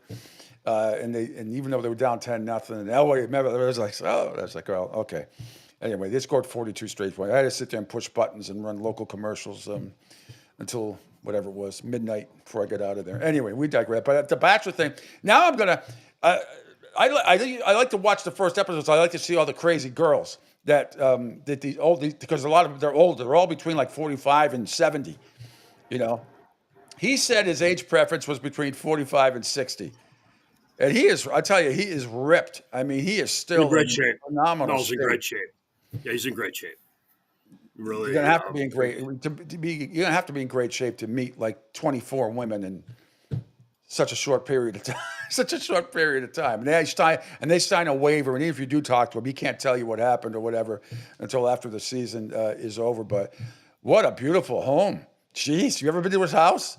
No. He comes out here so. More so, I meet him at football events, but his kids, like I said, are big baseball players. And he's out in California. And I was trying to get him. Here, Michigan. So, and that was right when the coaching transition was going on, when Eric left and went to Clemson, and Skip's here now. So, and Skip's kind of living a mountain high right now because he's two of his best players ever at Arizona State and Indiana were Kyle Schwarber and Spencer Torkelson. Mm-hmm. So it's a pretty good tandem he's got there. I mean, they got around 80 close to 80 home runs probably between the two of them. Wow. So, which is amazing this year at least. So it's very interesting. No, it's cool. So the show's Mel's good on it. I've only watched the first 15 minutes of it, but they did the whole thing about Michigan and what he went through, and because the first thing you're wondering is how this guy ended up single. I mean, he's obviously the kids are living. Question I get all the time too. So, well, in these situations, it's either a widower or weirdo. I don't watch the show all that. Either a widower or the wife cheated on you and left. And that's what exactly happened. Or number three. Or number three, weirdo, wife, or me, weirdo. Weirdo. So, widow, wife, weirdo. I'm three. No, I'm going to have to watch it. He's just about ready to get introduced. They went through all the sentimental stuff and everything else. See, here's the thing about Mel that's funny. He says what he thinks. He's no inner monologue. He's got this Austin Powers thing to him where he'll just tell you if he thinks you're an idiot. Yeah. So that's going to be really interesting on that show. And he's really sharp. See, people are going to think he's this big dumb jock guy. He's not. So it's going to be really interesting, and he's going to do great. And it's good publicity for us. I mean, you and I, we're in the middle of the football season. We're talking about this, so that's a good thing for the show and him. And Mel's just a good guy. He's an interesting guy too. I mean, this subject probably never would have come up. I just said, it was after the show, after my show yesterday. I said, let me see what's. There's only so much ESPN I can watch with those idiots. Most of them just like babbling about making wrong predictions, and to hear Ryan Clark saying that Lamar Jackson needs to win the Super Bowl to validate the black quarterback. It's so ridiculous. I mean, and all he does is race bait. All he does is race bait. It's absolutely ridiculous. I forgot when did Pat Mahomes become white? I mean, it's just I don't I just don't. Yeah. I thought we were past that shit. I mean, he'll never be past. It's kind of his shtick. Yeah. So Well, I'm sure he's going to bring up the fact that Tony Gonzalez and Richard Sherman went off on Russell Wilson last night. You know, Everything they said was true, by the way. It was. Everything they said was true. It was, and I've never thought Eli Manning was an absolute shoo-in for the Hall of Fame. He shouldn't be in the Hall of Fame. No, borderline at best. But anyway, he'll make it into a race issue, even though it's just that's why I just stay away from all that minutia. However, if we put everybody who's won a Super Bowl in the Hall of Fame, we'd have Jeff Hostetler, Mark Rippon, and Nick Foles standing next to Tom Brady, Roger Staubach, Joe Montana, and Dan Marino, and John Elway.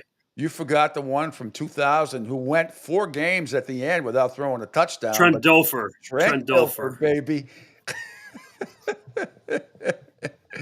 Why isn't he in the Hall of Fame? Well, I'm kidding. Trent will probably tell you why he's not in the Hall of Fame. So it's just so goddamn stupid. If you want to do black quarterbacks, Randall Cunningham is 100 times better than Russell Wilson. It's not even close. Oh God, yeah. If you ask anybody who ever watched both guys, Randall Cunningham had no offensive coaches. Buddy Ryan just said, "Go out and win the game." Steve McNair is also better than Russell Wilson. Steve McNair was incredible. Absolutely. And Warren Moon obviously is in, and Warren Moon's still in the top 10 in a lot of career stats. But come on. And by the way, I am not a big everybody in the Hall of Fame. I would probably only have about 15 quarterbacks in the Hall of Fame, and Drew Brees ain't one of them. So that's just. But you got to look at the time and what they did during their period, who they went up against. It's like Joe Namath. If you just looked at Joe Namath's stats and didn't see him play and didn't understand the time period, you'd say no way. But Joe Namath also impacted the league. He's like John Madden. Yeah, exactly. Now, speaking of black quarterbacks back in the day, not that I gave a shit black or white. I just wanted to see. But I remember. Never got it, but I do. I remember UCF's first season. University of Central Florida, and I'm going, they're on a noontime game, I think playing Marshall, and this is back in 1995 or 4, 95 around there, and I see this kid, and I thought they were making it up that he was a quarterback. It was Dante Culpepper.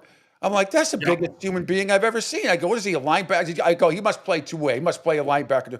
Looks like LeVar Arrington. He was fucking phenomenal, and he had some excellent years in the pros as well. But has there ever been a bigger quarterback? You talk about the Josh Allens of the world, maybe, and Tom Brady's and others.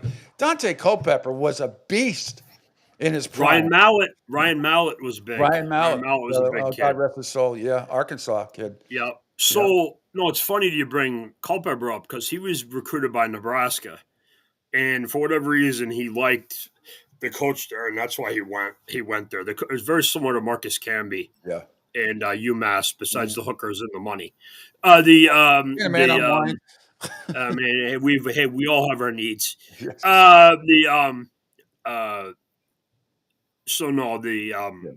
was interesting to see, but no, he, every once in a while you see that where a kid goes for a smaller school and it just works out and it fits. People when Johnny Manziel was at A&M, and they hadn't really had a big time quarterback in forever, and he's there with Mike Evans and all the other people that were there. They were ridiculous. They upset Alabama. Brett Musburger makes that comment about his girlfriend, saying how lucky he is to go home. Remember, that was a riot. Him and the A.J. McGarren and his girlfriend. A.J. McGarren, that's the other one. Brent Musburger would be drooling all over A.J. McGarren's. That was his wife, I believe. How about the LSU Mississippi matchup this week in Mississippi? And Lane Kiffin's daughter, who is drop dead gorgeous, is dating the linebacker she goes to Mississippi. She's dating the linebacker from LSU. It's not that they're going to get married. But still. That's going to be something. What could possibly go wrong, Pete? What could possibly go wrong? How many shots of her are we going to see tomorrow afternoon? It's like having Livy Donnerell. And she's got her own commercial. Oh yeah, she's got all her own commercial and stuff. When she, if you don't know, Livy Dunn's the LSU gymnast, and her boyfriend is Paul Skeens. Yeah, and they're both really good with social media. She's great. I think she's Uber Eats or Grubhub is her commercial. She's in the bathtub, and she's she's a good gymnast, but she's used her platform in NIL to make a lot of money at LSU. LSU has a tremendous NIL program, and it's not just Joe Burrow and the big football guys. It's everybody. Yes, yeah, absolutely. they do a very good job there. They do a very good job, unlike certain other schools, which I won't name. All right, my man. So, what are you going to your high school game tonight, and then what you got on Saturday? You watching college football? Saturday, I gotta open. Well, I gotta open the restaurant because we're not. There's no U of M game, but with this big country concert that's here, John Mayer, and I think it's Luke Bryant. Mm-hmm. And then Sunday we got 1:00 Lions game. My former roommate's son's charity event is Saturday, who passed away almost 10 years ago. CJ Carr's younger brother, Chad Tough. Everybody's seen it. That's Sunday, the big event. So we got that going on. And of course, because why not? Let's make Jay's life a little more busy. We have a Michigan fall baseball on Saturday, which I'll be at. I'll be one of three people at that. So there you go. So I'm joking. The weather will actually be halfway decent. Will be halfway decent. I've never been to the big house. I have to get up there. I have to get up there. I might know some people. You have to entertain me if I come up. I want to get the full Jay Flannelly experience. Well, see, the funniest thing ever is everybody thinks I do all this crazy stuff. And what I do is, first of all, Kathy's tailgate up the road. That's my business partner. Yep. And then I have the parents' tailgate, parents and players' tailgate. So you can meet Max Bredeson's family, our team captain, the fullback. Nice. And he's had some roommates the last couple of years. He had Davis Warren, the quarterback last year. He was his roommate for 4 years. And during summer camp, he lived with number 19, that new kid. You might have heard of him. Underwood is pretty good. And all the other guys. But, yeah, I'd be glad to show you around and take you around. But hopefully it will not be a noon game, because noon games are hell for me. I got to go into work at like 6 a.m. No, it would be a night game, more than or late afternoon game. Let's put it that way. But I think if you look at our schedule, I believe the Washington game is going to be there. We're going to have a second night game. It's not going to be Purdue. They're not going to make people come back here for a night game against Purdue in November and not have people retaliate on them for making them come in this shit weather. Mm-hmm. So I think it'll be in October, our second night game. So we'll see. It'll probably be against Washington. Oh, that'd be something. All right, my man, you're the best. Thanks for taking a few minutes, more than a few minutes today, and have a great weekend. Try to get a little bit of rest if you can. I don't even know what rest is, Pete. There you go, baby. But yeah, and a big Patriots game too. Huge, actually. Yeah. There you go. Have a good weekend, everybody. Stay safe. Don't drink and drive. Have fun. Enjoy yourself. Thanks, Pete. Have a good weekend, buddy. Bye-bye. Flannelly from Bees World joining us here. Quick break. When we come back, my pigskin picks. The next 2 weeks are free because I had a lousy week last week. So ask and you shall receive. We'll have my top 5 college picks and my all the games in the NFL against the spread, my best bet, and my underdog of the week as well. All coming up next here on the Pete Sheppard Show on the Coastal Sports Digital Network. Hi, folks. This is Gerard Moynihan of Moynihan Lumber, and I would like you to know that our company has been selling Anderson windows for over 60 years. See the complete line of Anderson windows at any of our 3 locations in North Reading, Beverly, or in Plastown, New Hampshire, or at MoynihanLumber.com. Hey everybody, it's Pete Sheppard from the Coastal Sports Network. Want to tell you about my good friend Lou DiMuzio and his company. Lou is the president and founder of Ace Technology Advisors. They're big-time tech specialists. At ATA, they're able to craft, implement, and manage the best and most appropriate solution for your business. They leverage their industry-leading experience and their portfolio of technology partners to improve your best practices and infrastructure. So you can get a hold of them at 888-599-4223. That's 888-599-4223. Check them out on their webpage, www.acetechadvisors.com. That's www.acetechadvisors.com. Or you can email them, sales@acetechadvisors.com. Check out my friend Lou DiMuzio and Ace Technology Advisors.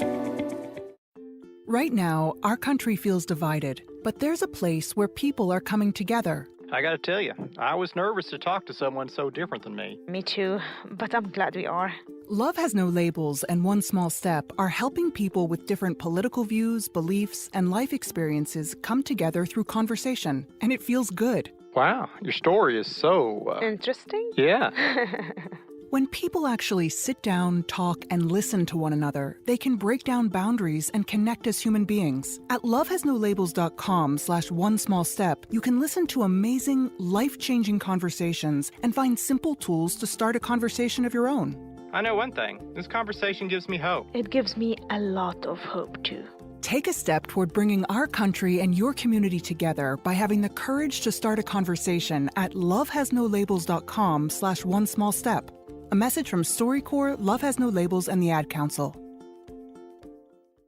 People do some pretty cool things in their 40s and 50s. Why should saving for retirement be any different? I mean, they go back to college, learn new instruments, start skateboarding. Whoa!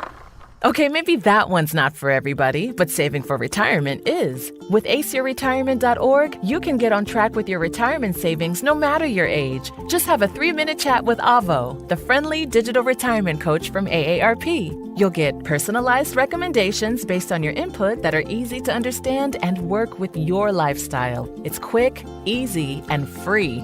Plus, it's sponsored by AARP, so you know they got your back.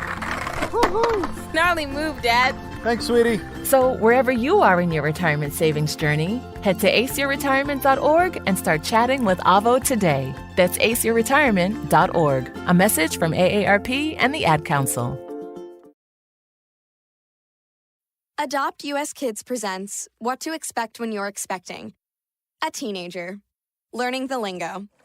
Today I'm going to help parents translate teen slang.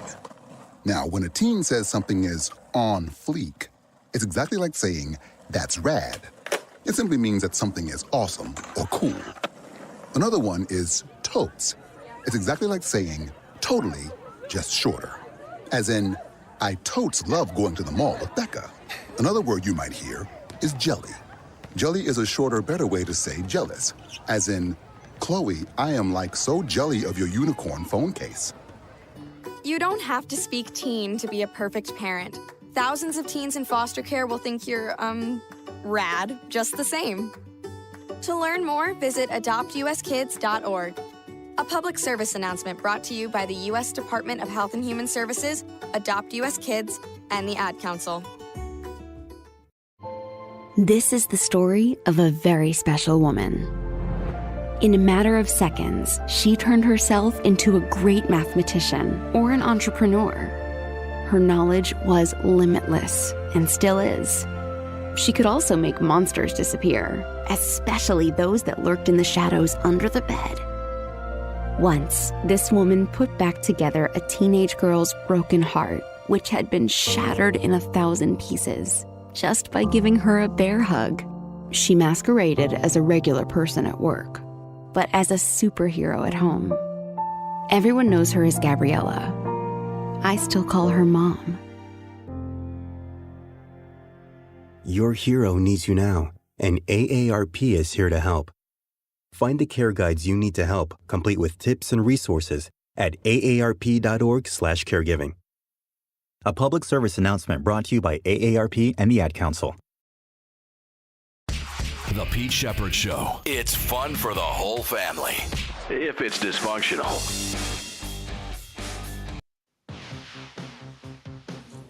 How much do you think people who criticize and scrutinize your play do it not just from the film, but through the lens of your current contract? In your opinion, is that a factor? I'm not too sure. Say Tua Tagovailoa threw an interception. They say he threw an interception and he makes $53 million. You know what I mean? Because they do. They always say that. I heard Cam Newton say it too. Well, anybody can play quarterback in this league. Then I mean, I want to see anybody on the streets come play quarterback. I mean, Cam's doing his thing for sure, but I think it's easier to be able to hold a clicker and talk about it that way or talk about what someone else is doing wrong when you're not going out and having to do the same as them, right? So I think it's easy to do that. I think anybody can do that. I don't think anybody can play quarterback. So. All right, that is Miami quarterback Tua Tagovailoa. Cam Newton was ripping the crap out of him the other day as well, but blocking out the noise, and people are going to ask him about it, and it is what it is. Miami plays on Monday night against the Jets, and they're 0-3. Let's see, quick update at the Ryder Cup for you. Brian DeChambeau and Justin Thomas now 1-up through 6 in the first round matchup against John Rahm of Spain and Tyrell Hatton of England. So Americans up 1-up through 6 holes at the Ryder Cup, which is like a madhouse over there upstate New York at Bethpage Black in Farmingdale, New York. 45th Ryder Cup going on.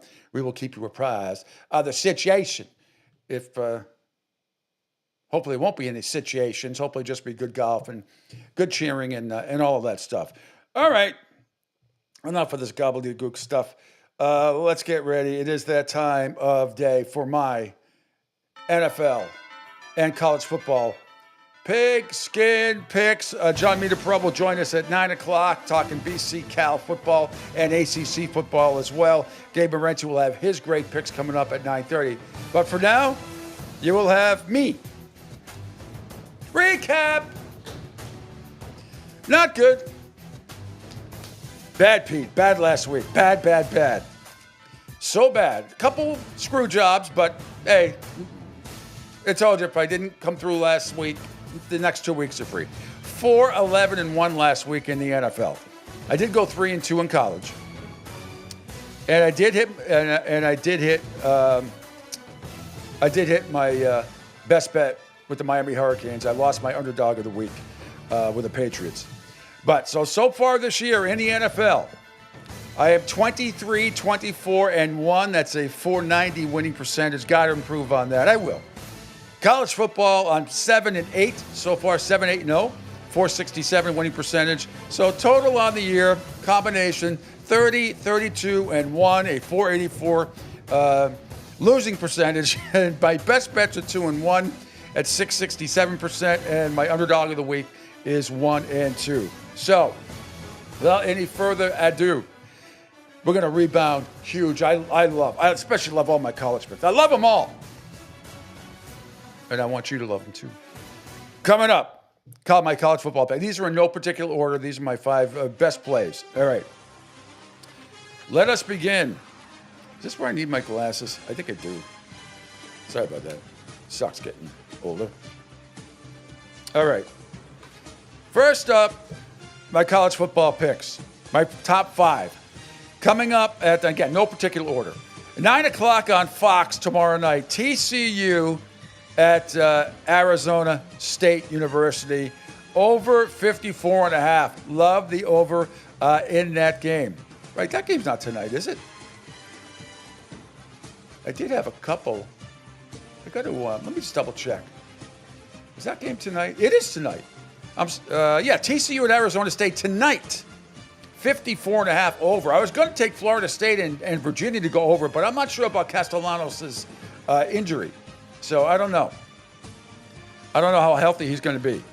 But I first game up. TCU at Arizona State over 54.5. That's going to be a track meet. I think that flies over the total. Next. The Oregon Ducks at 7:30 tomorrow night on NBC are a 3.5-point underdog at Penn State. James Franklin can't beat anybody with the tic-tac-toe sign and the number next to it. That would be a ranked team to you and me. No way. Doesn't happen. Just doesn't happen. He can't do it. I'm with the Ducks all day. Quack, quack. Plus 3.5. That rhymes too. Oregon plus 3.5. Next. USC at Illinois. Illinois humiliated last week by Indiana.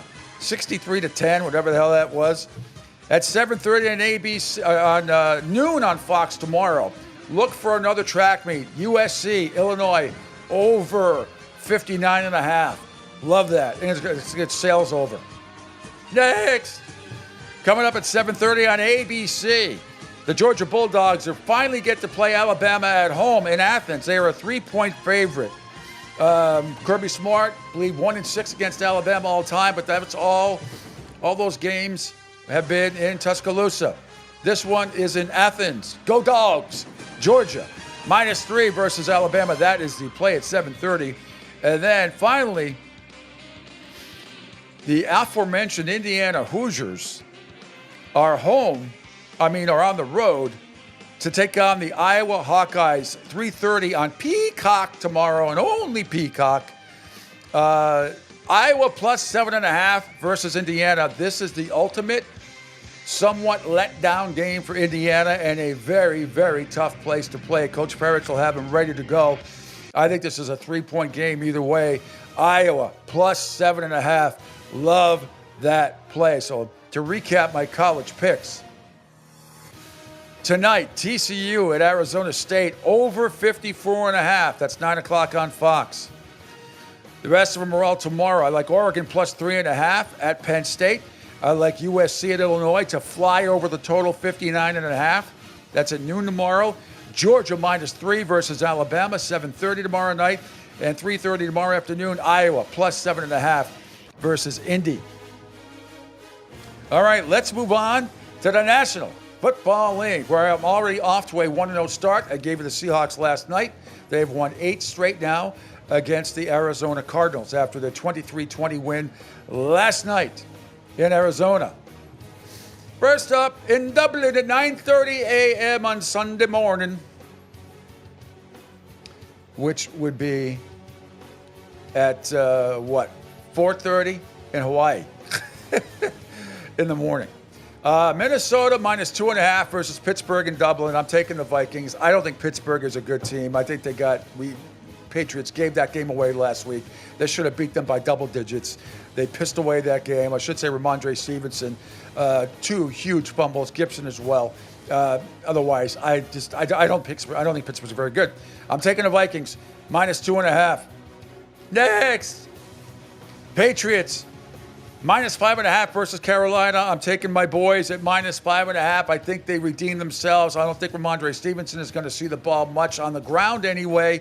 And I think they get it going, and they will beat the Carolina Panthers by a touchdown, something like that, 26-19, something like that. Carolina coming off a big 30-0 blanking of the Atlanta Falcons. But I think this is going to be the Patriots' week, -5.5. Next, tough game here. Cleveland is 8.5-point dogs at Detroit. I went back and forth with this one. You know, immediately when you look at it, you say, yeah, Detroit's going to clobber them by 14 points or more. They could. Detroit coming off that huge Monday night win on the road, first time they ever won in Baltimore, thrashing the Ravens 38-30 in the game that wasn't even that close, kind of a garbage touchdown at the end. And Cleveland is riding high after their big upset win against Green Bay last week at home. 8.5-point head start here. I get the feeling this has backdoor cover written all over it. So I'm taking the 8.5 points. Going to take the Cleveland Browns plus 8.5 at Detroit. Next, the LA Chargers versus the Jackson Dart New York Giants. Russell Wilson benched. Wilson out. That is in.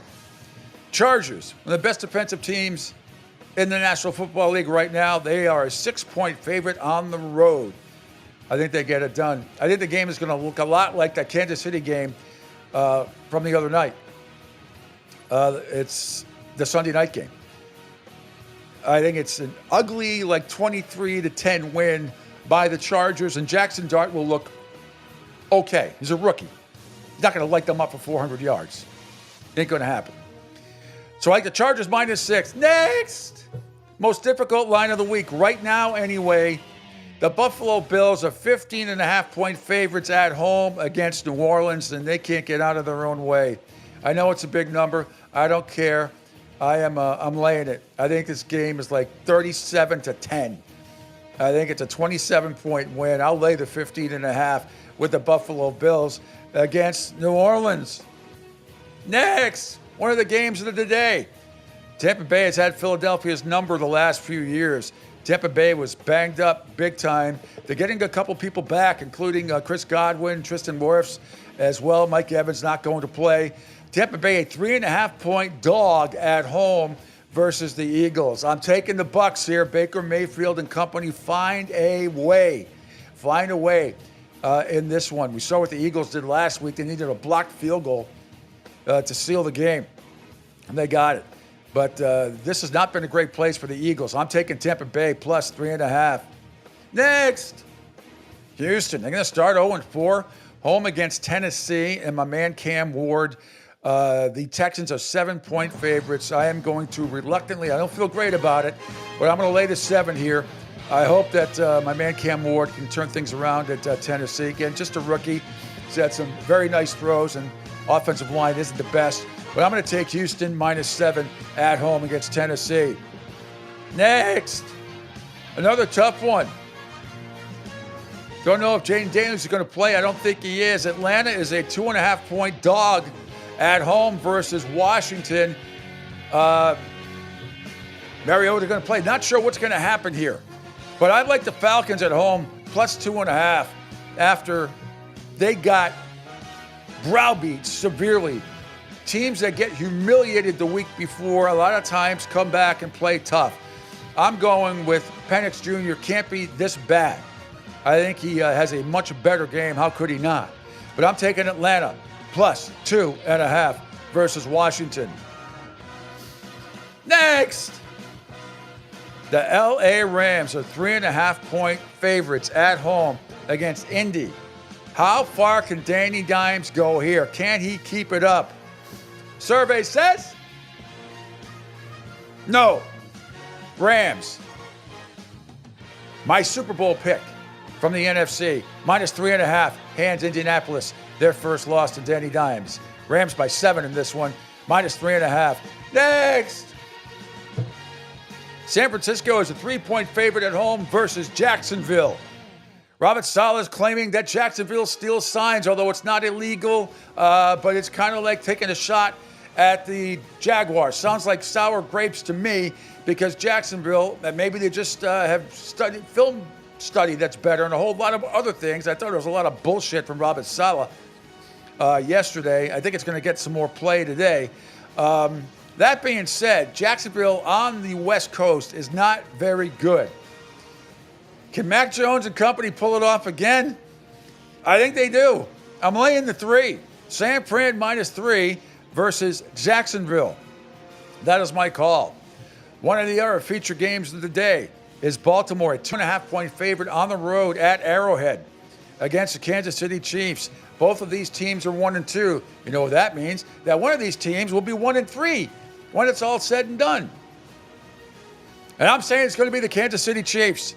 Baltimore, -2.5. Lamar Jackson and company find a way to win by 3+ points. I'm taking the Ravens, -2.5. Next, the Chicago Bears on the road at the Las Vegas Raiders. Broadcast point, Tom Brady will be the color analyst in this game on Fox. How objective will he be? We shall see. You and me together after 3. I'm so good. Chicago -1.5 at the Raiders. I'm going with Coach Johnson and Caleb Williams to keep it going. I think the Raiders stink. Chicago -1.5 after their thrilling win, not so thrilling, over the Dallas Cowboys. Next, Green Bay -7 at Dallas. The return of Micah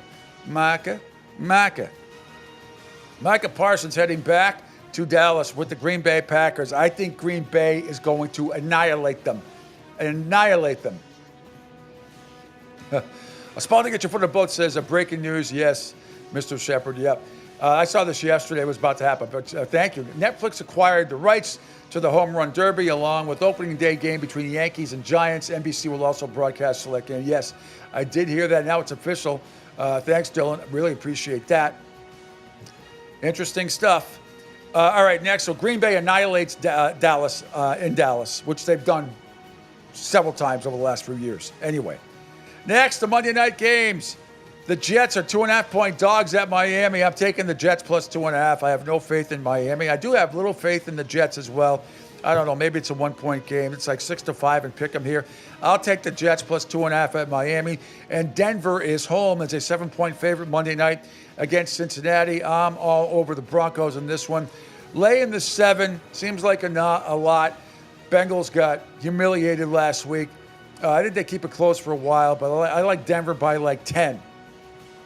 So recapping before I get to my best bet and underdog of the week, we've got Seattle minus 1.5, Minnesota minus 2.5, Patriots minus 5.5, Cleveland plus 8.5, Chargers minus 6, Bills minus 15.5, Tampa Bay plus 3.5, Houston minus 7, Atlanta plus 2.5, Rams minus 3.5, San Fran minus 3, Baltimore minus 2.5, Chicago minus 1.5, Green Bay minus 7, Jets plus 2.5, and Denver minus 7. My best bet of the week is Green Bay humiliating humiliating Dallas because of Micah and company. Green Bay minus 7 is my best bet of the week, and my underdog of the week, which is always a play I think that can win outright. Oregon plus 3.5 against Penn State tomorrow night. Oregon plus 3.5. James Franklin can't beat anybody that's ranked. He's horrible. So there you have it. Those are my pigskin picks. Yes. Thanks, everybody. Quick break, and then when I come back, we will have a discussion about more ACC football, including BC hosting Cal, and the game tonight between Florida State and Virginia with my good friend John Meter-Perrell next here on the Pete Sheppard Show on the Coastal Sports Digital Network. Hi, folks. This is Gerard Moynihan of Moynihan Lumber, and I would like you to know that our company has been selling Anderson windows for over 60 years. See the complete line of Anderson windows at any of our 3 locations in North Reading, Beverly, or in Plastown, New Hampshire, or at MoynihanLumber.com. Hey everybody, it's Pete Sheppard from the Coastal Sports Network. Want to tell you about my good friend Lou DiMuzio and his company. Lou is the president and founder of Ace Technology Advisors. They're big-time tech specialists. At ATA, they're able to craft, implement, and manage the best and most appropriate solution for your business. They leverage their industry-leading experience and their portfolio of technology partners to improve your best practices and infrastructure. So you can get a hold of them at 888-599-4223. That's 888-599-4223. Check them out on their webpage, www.acetechadvisors.com. That's www.acetechadvisors.com. Or you can email them sales@acetechadvisors.com. Check out my friend Lou DiMuzio and Ace Technology Advisors. Right now, our country feels divided, but there's a place where people are coming together. I gotta tell you, I was nervous to talk to someone so different than me. Me too, but I'm glad we are. Love Has No Labels and One Small Step are helping people with different political views, beliefs, and life experiences come together through conversation, and it feels good. Wow, your story is so... Interesting? Yeah. When people actually sit down, talk, and listen to one another, they can break down boundaries and connect as human beings. At lovehasnolabels.com/onesmallstep, you can listen to amazing, life-changing conversations and find simple tools to start a conversation of your own. I know one thing. This conversation gives me hope. It gives me a lot of hope, too. Take a step toward bringing our country and your community together by having the courage to start a conversation at lovehasnolabels.com/onesmallstep. A message from StoryCorps, Love Has No Labels, and the Ad Council. People do some pretty cool things in their 40s and 50s. Why should saving for retirement be any different? I mean, they go back to college, learn new instruments, start skateboarding. Whoa! Okay, maybe that one's not for everybody, but saving for retirement is. With aceyourretirement.org, you can get on track with your retirement savings no matter your age. Just have a 3-minute chat with Avo, the friendly digital retirement coach from AARP. You'll get personalized recommendations based on your input that are easy to understand and work with your lifestyle. It's quick, easy, and free. Plus, it's sponsored by AARP, so you know they got your back. Woohoo! Gnarly move, Dad. Thanks, sweetie. So wherever you are in your retirement savings journey, head to aceyourretirement.org and start chatting with Avo today. That's aceyourretirement.org. A message from AARP and the Ad Council. Adopt US Kids presents What to Expect When You're Expecting, a teenager. Learning the lingo. Today I'm going to help parents translate teen slang. Now, when a teen says something is on fleek, it's exactly like saying, that's rad. It simply means that something is awesome or cool. Another one is totes. It's exactly like saying, totally, just shorter. As in, I totes love going to the mall with Becca. Another word you might hear is jelly. Jelly is a shorter, better way to say jealous. As in, Chloe, I am like so jelly of your unicorn phone case. You don't have to speak teen to be a perfect parent. Thousands of teens in foster care will think you're, rad just the same. To learn more, visit adoptuskids.org. A public service announcement brought to you by the U.S. Department of Health and Human Services, Adopt U.S. Kids, and the Ad Council. This is the story of a very special woman. In a matter of seconds, she turned herself into a great mathematician or an entrepreneur. Her knowledge was limitless and still is. She could also make monsters disappear, especially those that lurked in the shadows under the bed. Once, this woman put back together a teenage girl's broken heart, which had been shattered in 1,000 pieces, just by giving her a bear hug.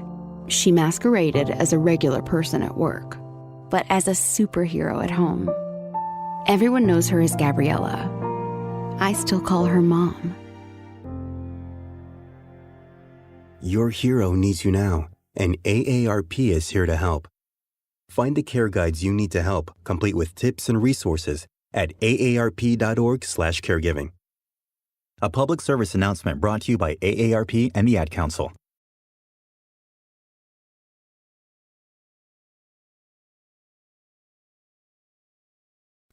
You want the best in sports and entertainment? You got it. Now, back to the Pete Sheppard Show.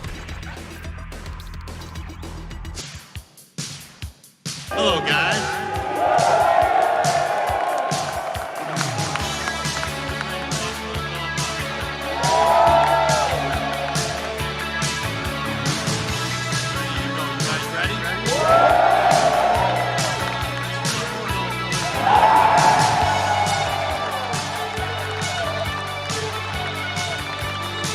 Hello, guys.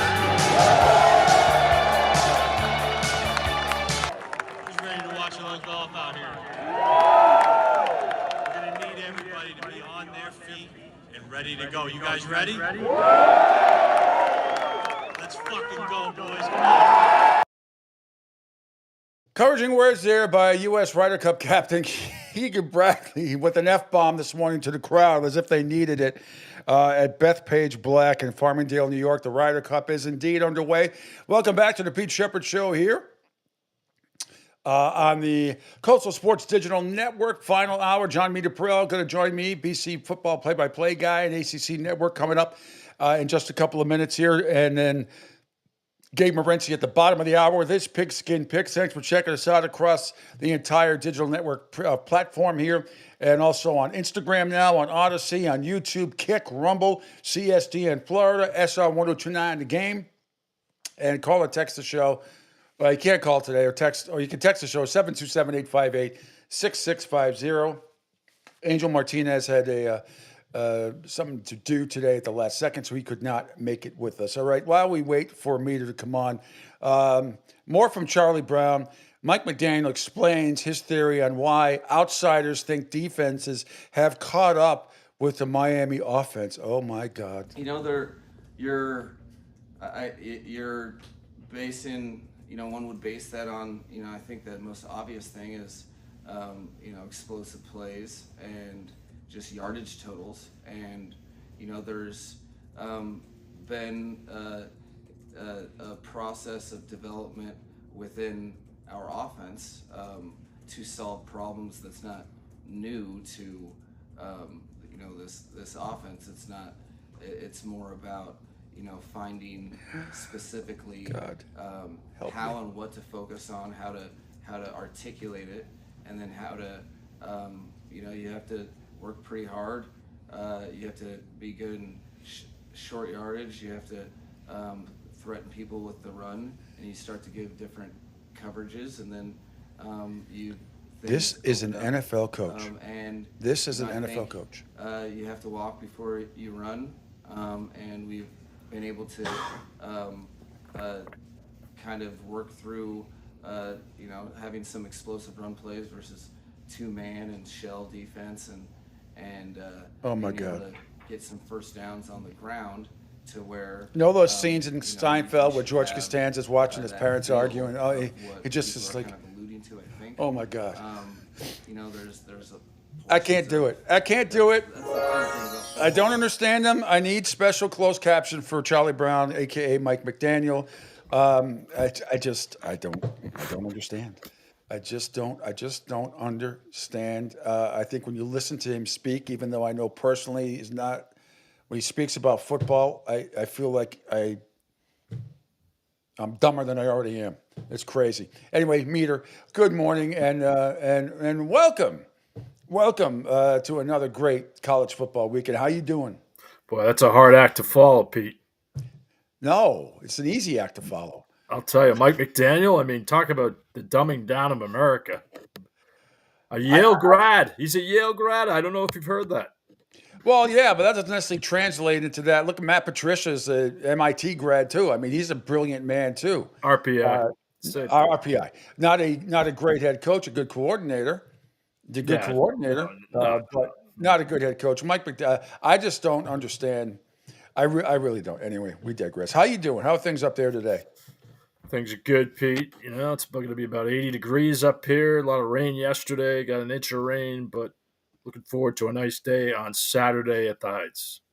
Well, before we get into that, will you be watching Florida State and Virginia tonight? Because I will, and I don't know if you have still any connections with Castellanos at all. He got rolled up his ankle a little bit last week, and then he claims he's fine, but I don't know. You know him better than I do. You think he's telling the truth? Is it bullshit? I think Florida State's in for a game tonight.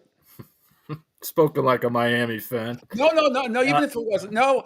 Part of me always wants to see Florida State get crushed, but the other part of me also wants them to win. So it's two undefeated teams next week, and if Ohio State loses at Washington, Miami will be number one. Even if they're number two, it doesn't matter. Game day will be back in Tallahassee. But seriously, tonight's game, that place is going to be rocking, and I don't know how much we really have learned about Florida State yet. Yeah, they beat Alabama and Tallahassee. Impressive win. But the next two games meant nothing. I mean, against the Sisters of the Poor, mean nothing. So I don't know. What do you think's going to happen? You'll be watching this game tonight, will you not? Of course. Yeah, I think Castellanos will play. He always seemed to me to be a tough kid. Playing a Virginia team that he basically lost the game for BC last year against Virginia, throwing horrendous interceptions, freelancing throughout the game. He had a tendency to do that, as we well know. That's one of the reasons why he was benched. So I think he will play well tonight, though. I see Florida State winning this game. Virginia is just not very good. I think Tony Scott's coaching for his he's coaching for his job. Tony Elliott, rather, is coaching for his job. So that's an interesting scenario there, but maybe closer than you think for a little while. But I think Florida State pulls away. I know they haven't played anybody since Alabama, but that was an impressive win. So it's just, to me, I do look for, I'd like to see a close game, Pete, but I don't think Virginia can hang for much of the game. I think it's going to be a lot of points, put it that way. If I had to put shekels on it, I think it's over 54.5. I would bet the over. But, okay. Doable. That's just one game. There's so many great games this week. Well, let's get to yours on the ACC Network at 3:30, which, of course, we'll be listening to you and have the game on TV. Of course. You and Pete Cronin. 3 o'clock. Call him Pete Beef Medallions, Cronin. Has he still got agita from that flight back from Stanford? Cronin last night at the Stockyard, one of the great establishments in the Boston area, as we're doing our BC football show. I've told you this before. He has a bad habit of picking the meat out of the bun and eating the meat in front of the whole crowd. It's a jam-packed house. He's eating the meat like a bird, and then not even like a gentleman with a fork, but his hand. No. What kind of meat was it? What kind of meat was it? Was it steak? Prime rib. He's prime rib. He's eating it with his hands. Yes. eating it with his hands, and I look at him and I just start laughing. And Bill O'Brien's looking at him like, "What have we got here?" It's just it's an All right, interesting style. I understand you don't want to have the carbs and a lot of bread. I get all that, Oh, but can't you we're use a on knife and fork? Awaken 180, Pete. Big sponsor now for us. Oh, okay. So, So, but why can't he use a knife and fork? well, he could, but he chooses not to. Maybe it's something back in his days with Washington. Maybe John Riggins taught him that. But so it's interesting that you say that, because then you got other people in the media like Mike Greenberg and a few others that will never eat anything with their hands, including chicken wings or ribs or anything like that, which I find silly, absolutely silly. Or it's like another Seinfeld reference, when they start cutting the Snickers bars with the knife because of Mr. Pitt eating the Snickers bar with the knife and fork and all that stuff. Yeah, You I eat love chicken that. wings with your hands, right? You're not one of Of course those. I do. I could get a little dirty. I might not, you Yeah. might not. You might not like the fact that I take a shower for an hour afterwards, but yeah, I could get a little dirty. So Pete picking medallions out of the bread at the Oh, stockyard. prime Wow. rib, prime Prime rib. The rib. medallions were on the plane. That's right, the medallion. My God. All right, so Cal's allowed, they're undefeated. I mean, they're 3-1. They've allowed just 32 points in 3 games, all double-digit wins before last Saturday's shellacking at the hands of San Diego State, where they got wiped out 34-0, and they were a 14-point underdog. But what do you make of this Cal team? They're a good team. I mean, I think it's more indicative of how they played their first 3 games. I think Coach O'Brien said last night that was an outlier. I watched that game. They just never were there. It was one of those games probably that every team has, especially when you're kind of in the middle of the pack like Cal is. So I think we'll see how they react. Who knows, with a cross-country trip, that's always a factor. They did come on Thursday. They were here yesterday, but that's 3,000 miles. That's in the bank for them too. So, there's some uncertainty there around the team. I think Justin Wilcox, another guy coaching for his job, he's been under 500 throughout his 9-year career. So a good quarterback, really good quarterback. He tends to freelance a little bit, and he's another guy that's erratic. He's still learning how to play the position, but he could throw it. Left-handed quarterback. They're kind of adapting to that too, because it's unique to have a lefty. So it will be a definite challenge. There's no question about that. I think Cal's a really good team. They're similar. It's a matchup opponent for BC. BC really needs this game. Well documented, that after a very disappointing loss. So this is a game that BC needs to win. All right, the quarterback you were speaking of with Cal, true freshman is he? I don't even think he's 18 years. He's 18. He's 17 or 18 years old. Jaron Kiwi Sagapaletti. Pulatelli. I don't have my glasses on. I can barely see it. All I know is the ACC Rookie of the Week, 2-time ACC Rookie of the Week, racked up 980 yards and 208 last week, but turned the ball over 3 times against the Aztecs. Yeah, he was firing it all over the yard. The Weiner line would have had a field day with you if you would. I don't have my glasses on. I see Jaron Kiwi. Saga Pulatelli. Saga Pulatelli. Okay, that makes sense. Kieve. Now I could see it. If I had my glasses on, I would have got it. Trust me, it's much more difficult names than that. It's not easy though. They have a lot of Polynesian names on this team. Yeah. Yes. They didn't get into BYU or Hawaii, so they went to Cal instead. That horrible academic school. Yeah, has Cal ever been a safety school? But no, I think they love the fact that I talked to their radio analyst, Mike Pulaski, who was a great quarterback at Cal back in the 90s, and he told me he thinks Saga Pulatelli will be a first-round pick when it's all said and done. So really, he's 18 years old. Look at what he did in high school. Mm-hmm. Number 1 on the Hawaiian all-time passing list, ahead of 2 guys named Dylan Gabriel and Tua Tagovailoa. What about when Chang was when he was at Hawaii? But he was from Hawaii. Wasn't Chang from Hawaii? Didn't he have all sorts of high school passing records too? He might have. I forget. I get them all mixed up. Timmy Chang, Colt Brennan. Yeah. Well, the field's named after him in Hawaii, isn't it? Is a stadium, or isn't it Chang's? He's the coach. The coach. Yeah, that's right. He's the coach, but he's on the hot seat too. So everybody's on the hot seat. Everybody's on the hot seat. And we'll Speaking of the hot seat again, there's just so many good games this week, all over the slate. Georgia gets to finally play at home against Alabama. They're only a 3-point favorite. I love the Bulldogs this week. I think they win that game by.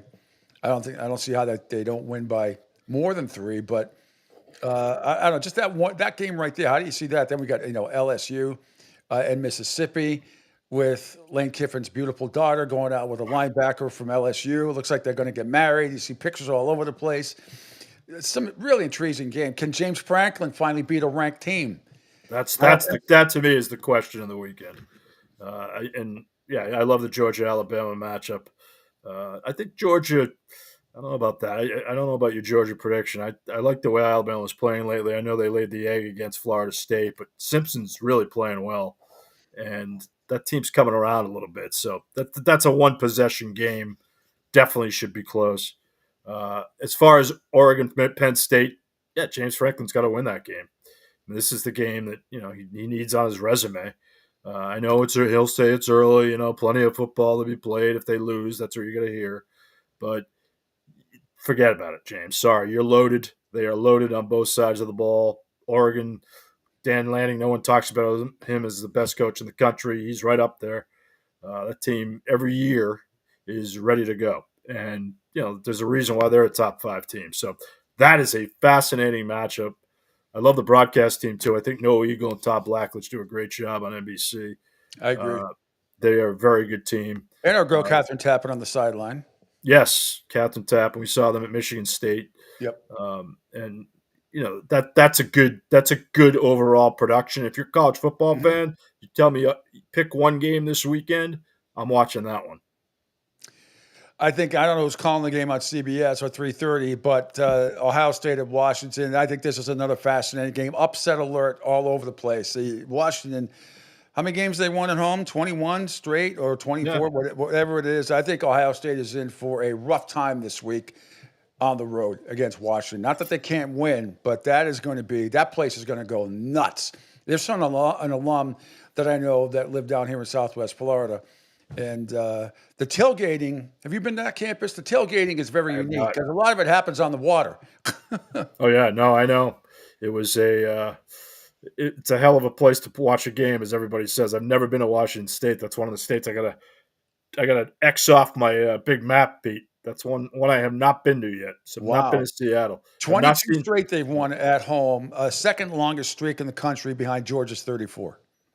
Yeah, that's impressive. There's a reason why that happens. I just don't see them being able to hang, though, with Ohio State. Again, one of those games they'll stick around for a while, probably the first half. Then Ohio State pulls away. That's what Ohio State does. They win a lot of ugly games, but to their credit, that's Ryan Day to a T. There's a reason why he's only lost 10 games in his career.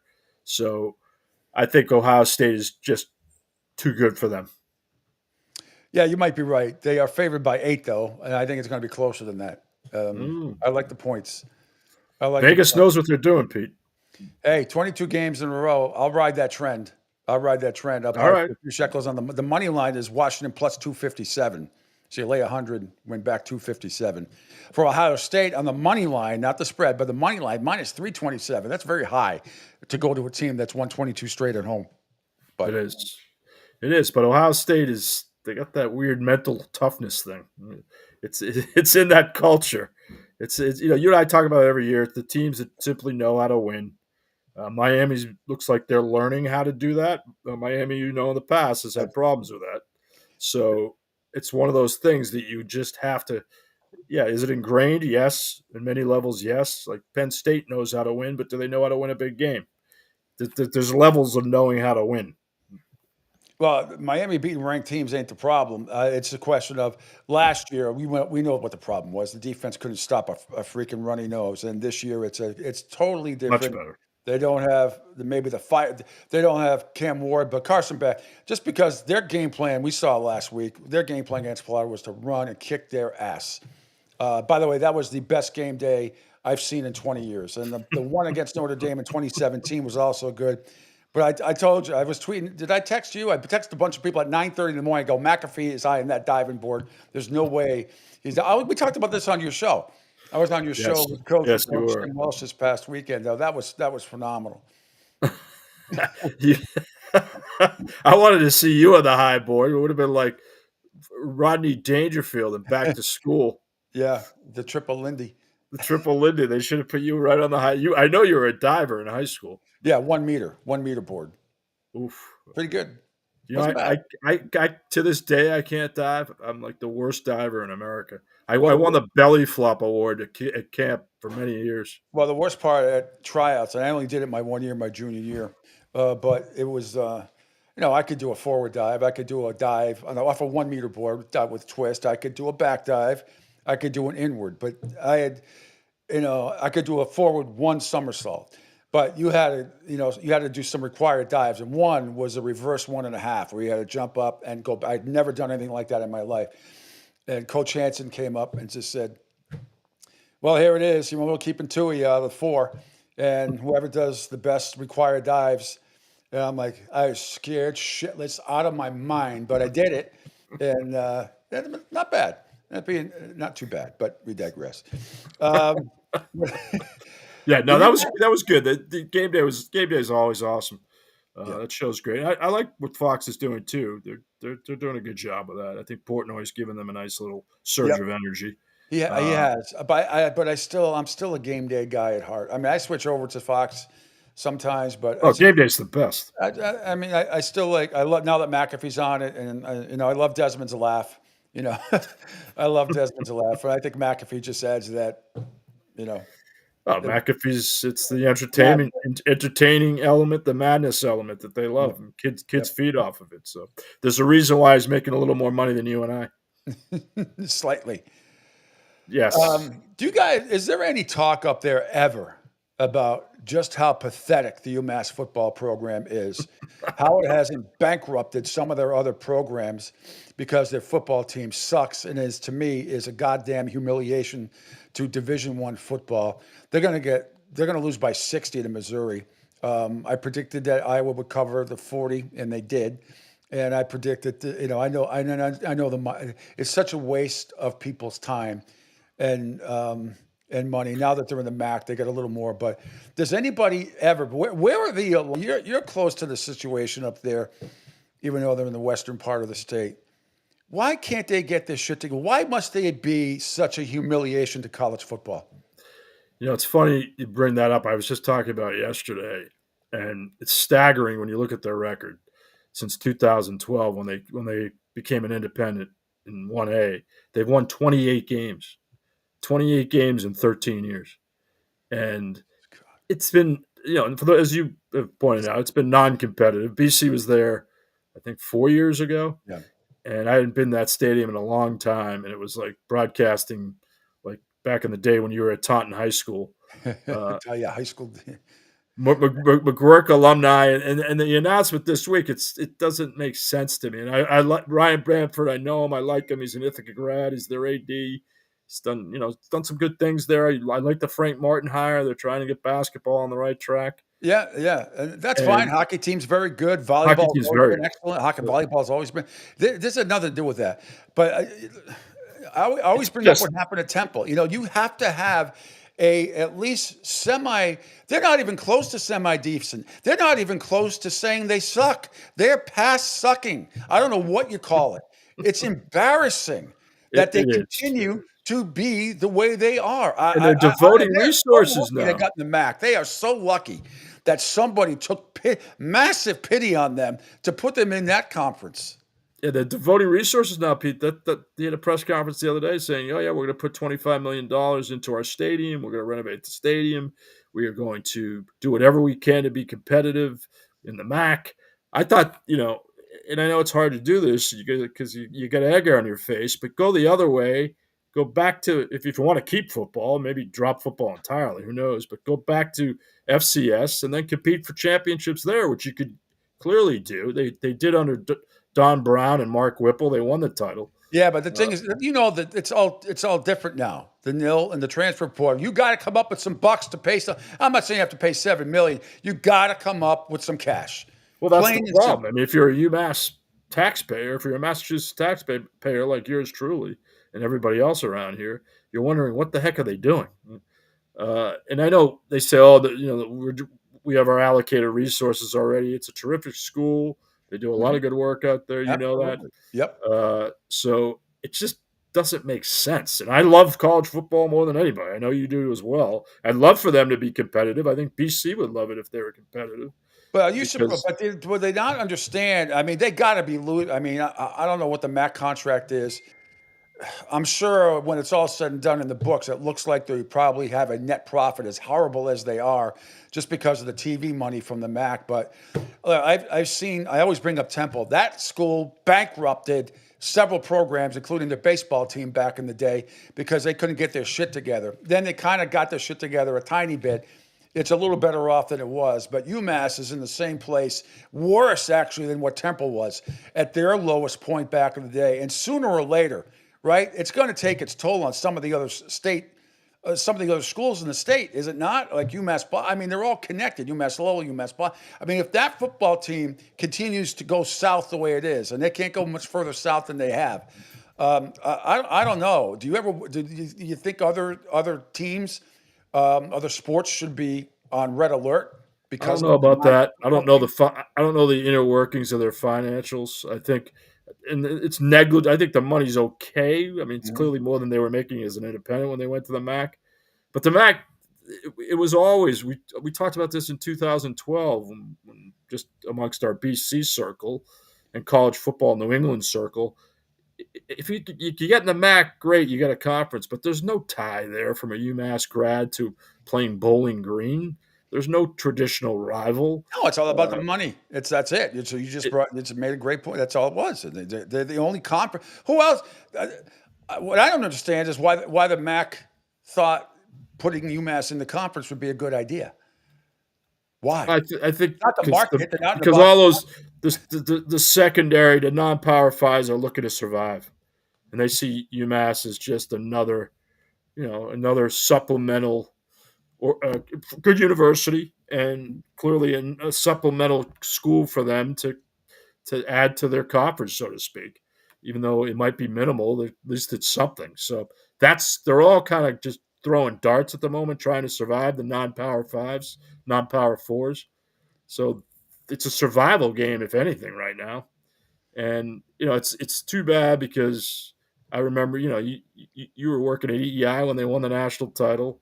Yeah, I remember watching that game in Charlotte, and I was excited and jacked up, and that was a hell of a ride. And it's FCS, but it's still a national championship. So if they could recapture some competitiveness, I think they feel like they made a good hire, and I think they did with Joe Harizmiak, their coach now, who was the DC at Rutgers last year, and his longtime coach at Maine, did a really good job there. So I think he knows what he's doing. But I don't know, Pete. It's going to be a long road. It continues to be a long road. I go back and look at there's only two independents left, Notre Dame, and they're a bunch of snobby asses. Eventually it's going to catch up with them. It will. And UConn. No, I guess there probably wasn't a way UConn could have worked out a deal where they still play hoops in the Big East and play football in the MAC, because that would have been a much better choice. And they have been pathetic too, on the whole. They're better. But they're pretty good. They're pretty good now. They're better. They're a lot better. They're a lot better. At least they show some promise. But I guess that wouldn't have made too much sense, them going to the MAC in football and the Big East in basketball, right? Yeah, it's the split. It's too confusing. I mean, you gotta simplify, especially for your alumni. Who, a lot of them are just casual fans, but they want to support the school, and a lot of them give money. So simplify the process. Everybody's confused enough with an NIL and the revenue share and yada yada yada. Just let's get down to the nitty gritty. Who are they playing every week? Tell me why I should go. Be competitive. It's simple, isn't it? It should be, but until they start paying some of these kids a little bit of money, especially to get a quarterback or somebody, it's like we talked about that kid from Brockton who's going, who Gatorade Player of the Year in Massachusetts. AJ Debanza. Going to BYU. He started the last 2 years of prep school in California, then he transferred to Brigham Young type of prep school. Danny Ainge and the Mormon Church paid him $7 million. He's going to be there for 1 year. BYU is going to be a top-ranked team because of that kid.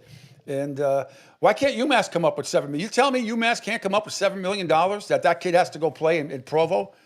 And I'm just being serious. There's a lot of, Western Mass has a lot of money, and the alumni at UMass have a lot of money. They can't all chip in and go get somebody like that, or that caliber to play football. Well, I don't know about that. I don't know. I think that's a big ask, especially in and it's what demands. And I know BYU is not a powerhouse, but Devanto is probably looking for a lot of other auxiliary items like that UMass can't offer. They got a great facility out there. Mhm. UMass is a little on the older side. Mullins Center's getting up there.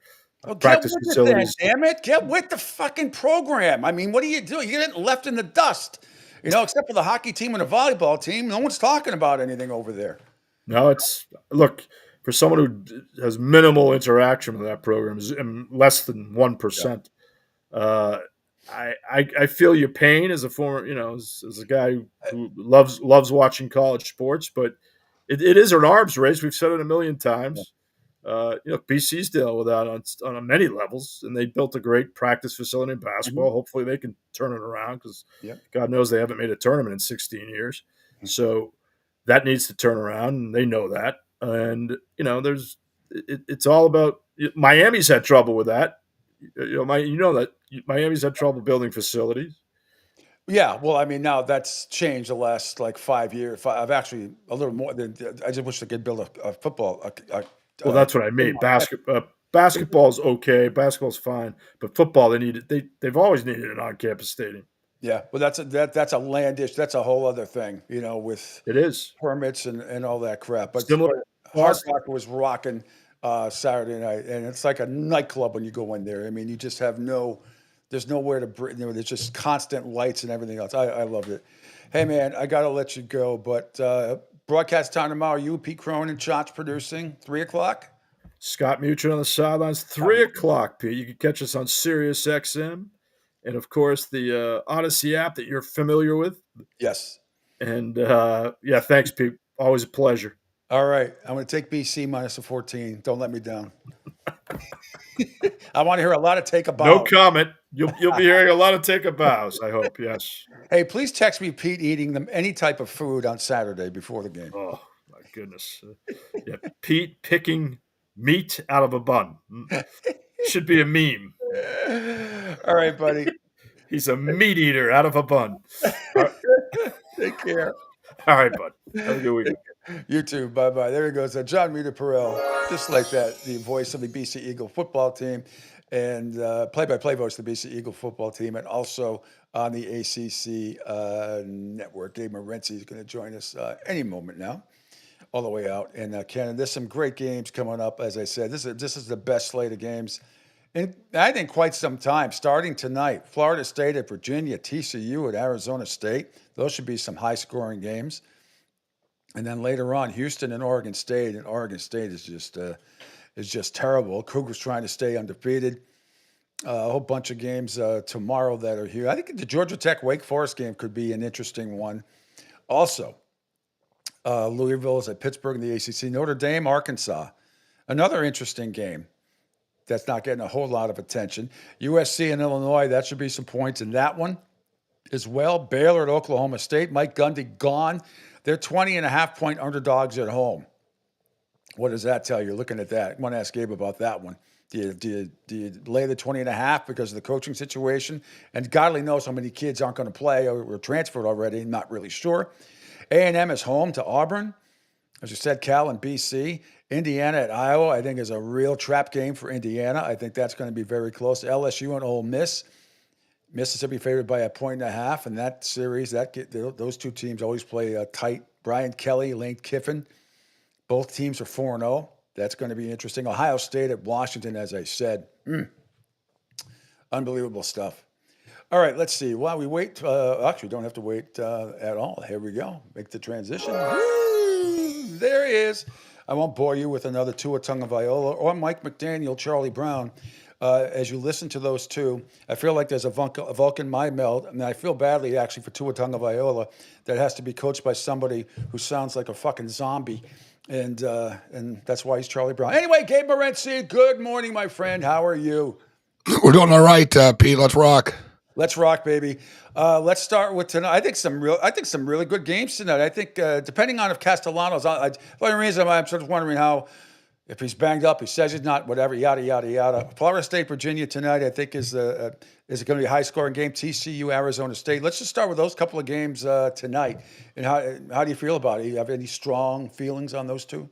You know what? I really like these Friday nights in which we've got good games and real games, as opposed to like last night's game with East Carolina and Army. Thanks for Army for showing up. I bet the over last night in that game, but we were on the right side of the NFL game last night with the side in total. Hopefully we can keep it rocking. But I like tonight's card from a fan perspective. Like you said, there should be points put up on the board in the first two games. Houston going on the road. Houston do have a really good defense, right? So that's a little trickier, that one. But it's a low total of 47.5. But I'm expecting points in FSU and Virginia. This Virginia Cavalier team could put points up on the board. I don't think they'll be able to stop Florida State. I'm not really in love with laying 7 on the road in this spot, though, to be honest with you. I think this, has the feel of one of these sort of tricky type of games for FSU tonight. I agree. I won't touch the spread, but I will touch the total. And Oregon State, God, remember how tough it used to be to win in Corvallis, and now they have just hit rock bottom. Well, it's caught up to them. It was amazing what they did the first year, right after everything got broken up, and teams like Washington State and Oregon State, they can only absorb losing players so many times. Right, it catches up to them. They just don't have the money to keep any player that is good, so they're in a perpetual state of rebuild. And you know what? I'll remember the Pac-2 fondly, though, Pete. It was a nice run for the Pac-2 conference with Washington State and Oregon State on the CW network. So this program obviously falling on harder times right now, but still, Houston going. It's a tough spot for Houston to go to. It's an unorthodox trip. You know what I'm saying? No question. At Washington State, at least all they do is produce quarterbacks that transfer to other better schools. Exactly. It's unbelievable how they get these guys, hey? Like over and over. Like, it really is amazing. But that game's a little trickier. I think Houston survive. I'm not in love with laying 13.5, and the total kind of puts me up. But TCU and Arizona State, listen, I think a lot of people sort of buried ASU after they lost to Mississippi State earlier this year, but I think they needed a reality check. It was a new group, a new unit, and it gave Dillingham a chance to sort of circle the wagons and regroup. I think they're going to find a way to get it done on their home field tonight. I like Hoover a lot, actually. Great quarterback, obviously, but college football is like the last beacon of home field mattering, right? In most sports and pro sports, it doesn't matter. I'd say in college basketball, it still does.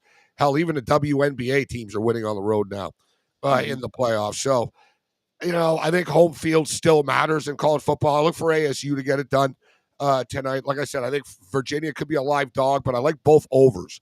TCU ASU is going to be a track meet, and that'll go over a 54.5. Totally agree.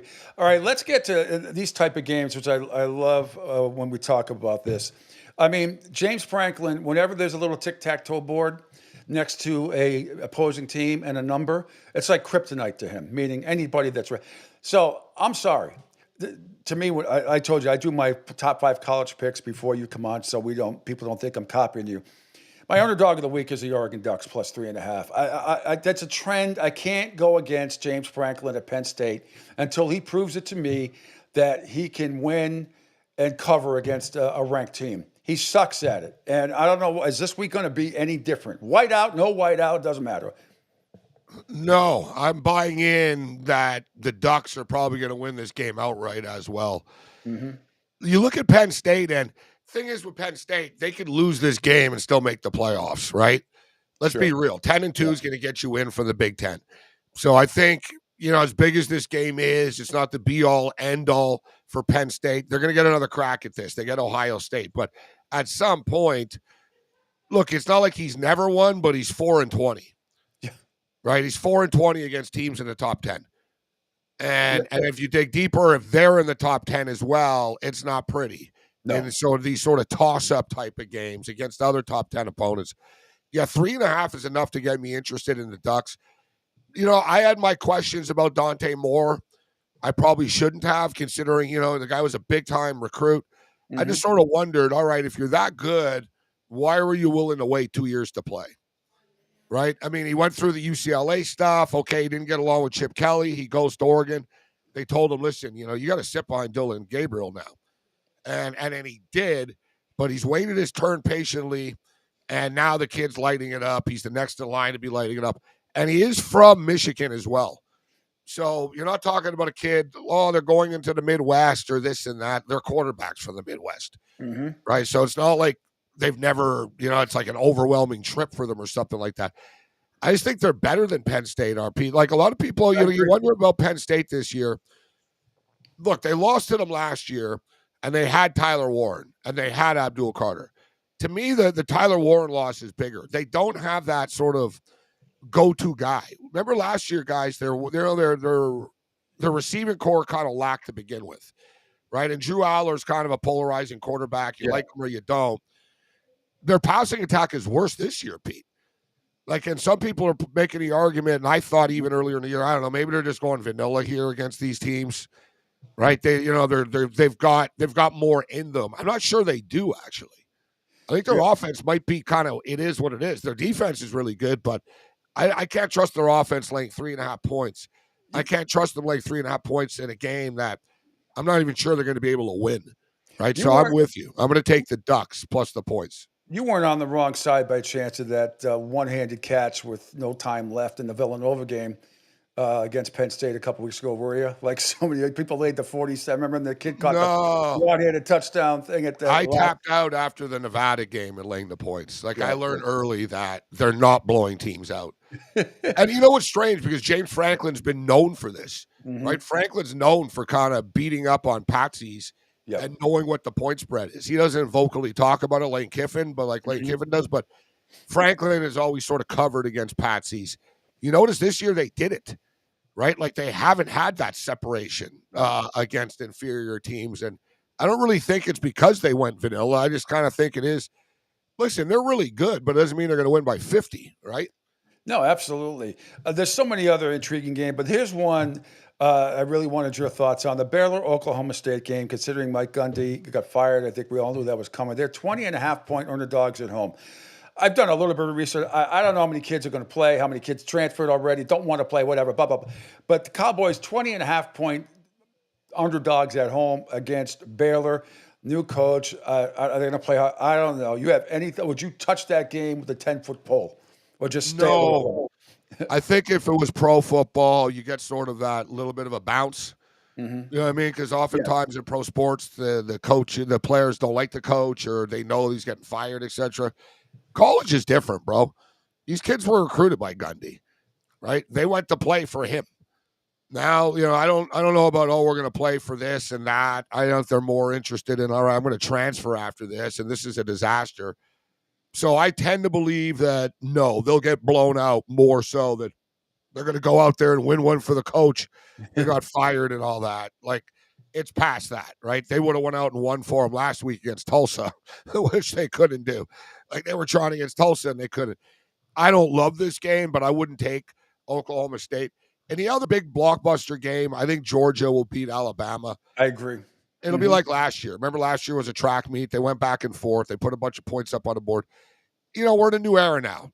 15, 20 years ago, 10 years ago, the Alabama LSU game used to be 3-0, 6-3, right? And you figure like a Georgia-Alabama game would be a slugfest. But Georgia really haven't stopped anybody in years, to be honest. Like Georgia been playing overs for a couple of years now.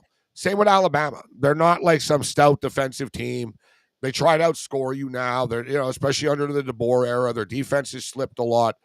There's going to be points. That game will be a track meet, but I expect Georgia to get it done in a high-scoring game. Well, again, Kirby Smart, 1-6 against Alabama, but all those games were in Tuscaloosa. They finally, Gabe, get to play at home in Athens. So the line looks overly obvious to me. I love Georgia as well, which every time I feel like it's overly obvious, I get a little Captain Kirk red alert in the back of my head. But I agree. I think they should win that game by at least a touchdown. I hope. Well, they don't need to, right? They're laying 3, so win by 4. That's right. Win by 4. The other, let's see. Before we get to the pros, there's one other. The other game. I think there's two upset alerts for me. One is Ohio State at Washington, where they've won 22 straight at home. I think it's going to be an interesting game. And I really like Iowa plus the points against Indiana. I think Indiana, despite the debacle and the massive massacre they laid on Illinois last week, I like upset alerts for both of those teams, for Ohio State and for Indiana this week. Iowa's actually a team that you don't think about betting the over in, but last year they were an over machine. Mm-hmm. This year their games have gone over for the most part. They had the low-scoring game against Iowa State. I think there's going to be points here. And I agree. I think Iowa are a live dog. I like Indiana, but Indiana at home and Indiana on the road are two different teams. Mm-hmm. Iowa at home and that defense will come up with enough stops to be able to hang around with the 8 here in this game. I think you got a live dog. And in fact, I wouldn't be surprised if Iowa won this game outright. But I like the over 48 in that game. There will be points. Iowa will be able to score on Indiana. And Iowa's quarterback is starting to get it now. He's just one of these dudes that wins games. You can see it. You can see he makes plays when he has to. Man, all Ferentz does is win like 8-9 games every year, right? Their win total was 7.5 this year. Yep. Ohio State and Washington. I think Washington are still a year away, 2 years away from being good again, right? Like we're talking like national champion good. Like Fish is a really good coach. They had to sort of rebuild this after DeBoer left, right? DeBoer, a lot of their guys after they went to the championship game either went to the NFL or left for Alabama or transferred elsewhere after. So Fish didn't really have his guys last year. Like it was a weird, it was a transition year for them. So, we saw it with DeBoer, but they're getting better, Washington. And like you said, that really is one of the trickiest places to play, even when they're not good. Cam Ward said it last year, if you remember, after they went into to Gainesville. He said, all these people talk about SEC stadiums. He goes, it's louder in the Pac-12. He said, the loudest stadium I ever played in was Washington. He goes, that's way crazier than this SEC stuff. So, yeah, that's going to be a madhouse. I get the feeling Ohio State survive, even though I would like to see them lose. Yeah. But I get the feeling they survive, but they don't cover. I think Washington will give them all they can handle, though. I'm going to be taking the 8 points in this football game. I'm with you. Let's shift to the NFL.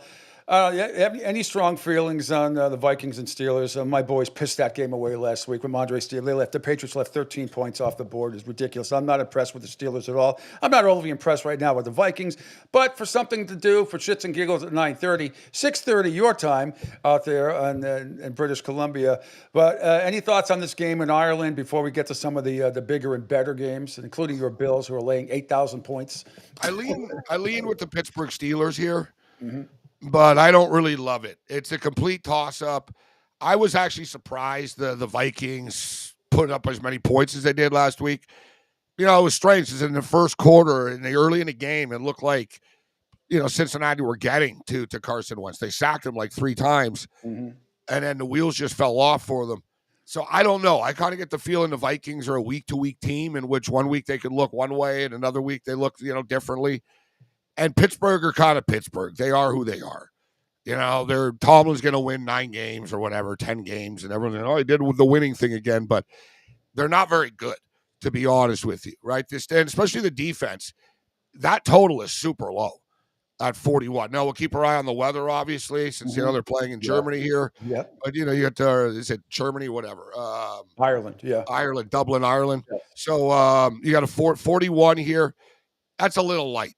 You know what I mean? We've seen, with these two defenses, they're not both, this isn't the old school 70s defenses of the Vikings and Steelers. So I lean with the over 41. I lean with the Steelers. I don't really love it either. It's a tricky card in the NFL this week, but I'm pulling the trigger with underdogs for the most part, even though Mike Evans and the Mike Evans situation with Tampa. Philadelphia just, they keep on almost losing. I thought they were going to lose last week. That was my hot take. Oh, the Rams are going to beat them, remember? And coulda, shoulda, woulda. They didn't. It is what it is. I don't like the term bad beat, but that was a horrific beat last week.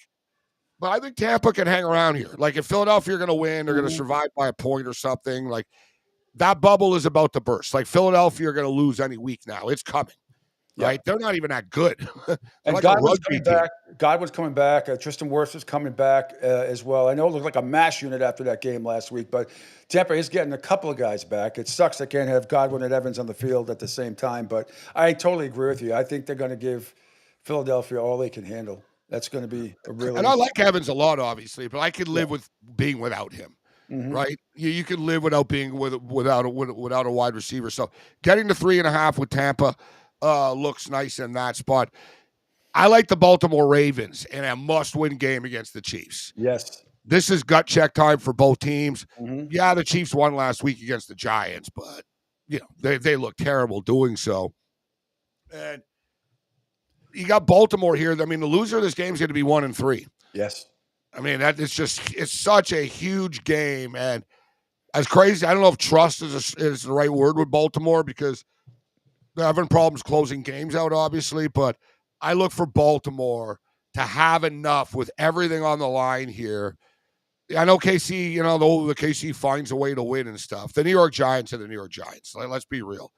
If they were playing a real team last week, they would have lost, and they'd be 0-3 right now. Mm-hmm. At least we can say to Baltimore, look, they lost to Detroit. They lost to Buffalo. Eventually, their schedule will soften up, and they'll get on track. I think it starts here. I don't like laying points like this, but I think the Packers and the Cowboys kind of speaks for itself. Packers, they're gonna roll them. Like they're not gonna take the pedal off the metal. They're gonna be in a bad mood after last week. They're gonna want to hook them. They're gonna want to hook Parsons up and put him in a good mood moving forward. That we beat up the team for you. That's my best bet of the week. Before this is going to get ugly. I think they've rolled Dallas a couple of times lately. Anyway, including a playoff game. Not Dallas can't stop anybody. No, they're terrible. Blank.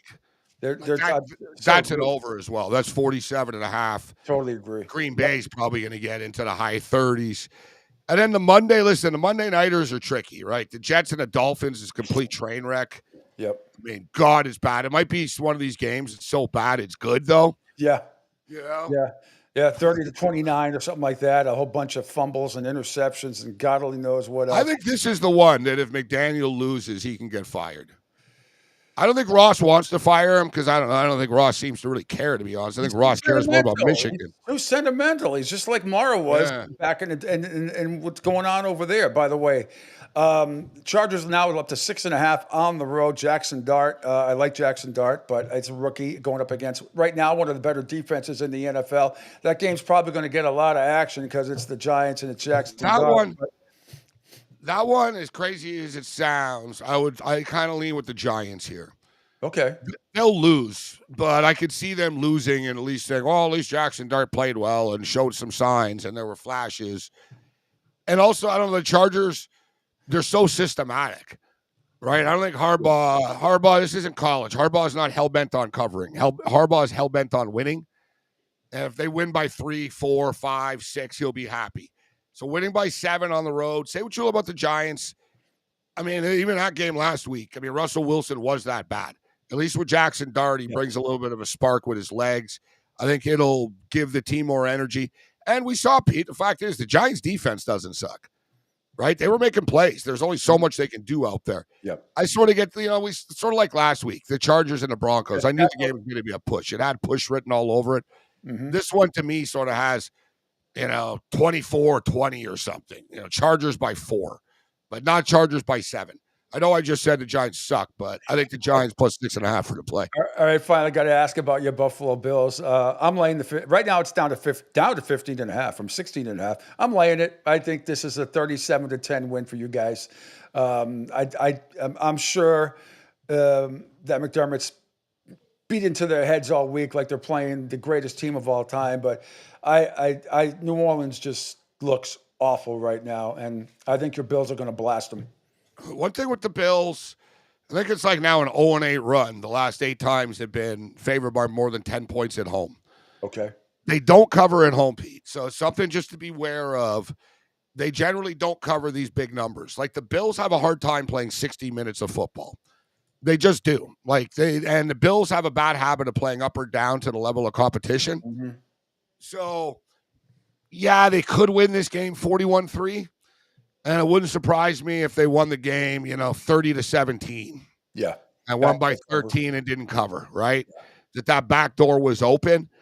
I could see the Bills kind of looking ahead, not looking ahead, but kind of thinking, you know what, well, we could be in cruise control by the second half of this game. I think the Bills will come out strong, like early, and put points up on the board. They probably cover, but I don't love it, Pete. You know what I mean? I got you. I don't love laying 15.5. Like I said, I know the Bills very well. Double digit. Look, everyone thought they were going to blow Miami out on that Thursday nighter. Now it was a Thursday nighter game, was a shorter week, etc. But they could blow them out, but I don't love it. I'm not saying take the Saints, but I'm not in love with laying 16 with the Bills. I got a couple of texts this week, and one person wanted me to ask you about. He said, I have a $500 bankroll right now. How does Gabe manage his bankroll, whatever? I thought you had a great tweet earlier this week. You actually put out, I think you said 4,300. This is what I'm doing this week. What your bankroll was, and you went step by step of how you wager. Any advice? I mean, how do you manage your bankroll the way you do? Being a professional, I think the best way. So if you have $500, I think the best way is you sort of go into the weekend with a pre-approved number of what you want to bet per game. Look, if you have a $500 bankroll, you don't want to bet $250 a game and lose in 2 games, right? And you don't have any money for the weekend. Is it 10% the rule? Usually don't bet more than 10% of your bankroll? No, I don't. I think at times I see this sometimes with handicappers. Oh, it's a 5% play and stuff like that. Yeah. I'm like, 5% of what? Like if someone's betting $25 a game, they don't want to bet $5. Like, you know what I'm saying? But, yeah. But I think you're sort of onto something with that. Like, I would say, like $50 a game if you have a $500 bankroll. Because guys, no matter who you are, I mean, Billy Waters, anybody, like, you're going to lose 4 games in a row sometimes. You know what I mean? Like on a Saturday afternoon, sometimes I'll lose like 4 or 5 college bets in a row, and then I'll win 7 in a row, like in the next wave, right? Like if you bet 30 games in a day, 20 games, you're going to have these weird runs. So my advice is, no matter what your bankroll is, kind of bet the same amount on each bet. And this is where we all get in trouble. I've done it. You've done it. We've all done it. Where it's like, man, on Sunday in the NFL, I went 5-2, but I lost money. It's like, well, how did you lose money, or how come you didn't make a lot of money even though you had 3 more winners and losers? Well, because I thought this team that game was better. I've kind of learned over the years, no game is better than the other one. We think it is in our heads at times, but there's no luck. No. Look at how many weird things have happened in the NFL this year that you cannot.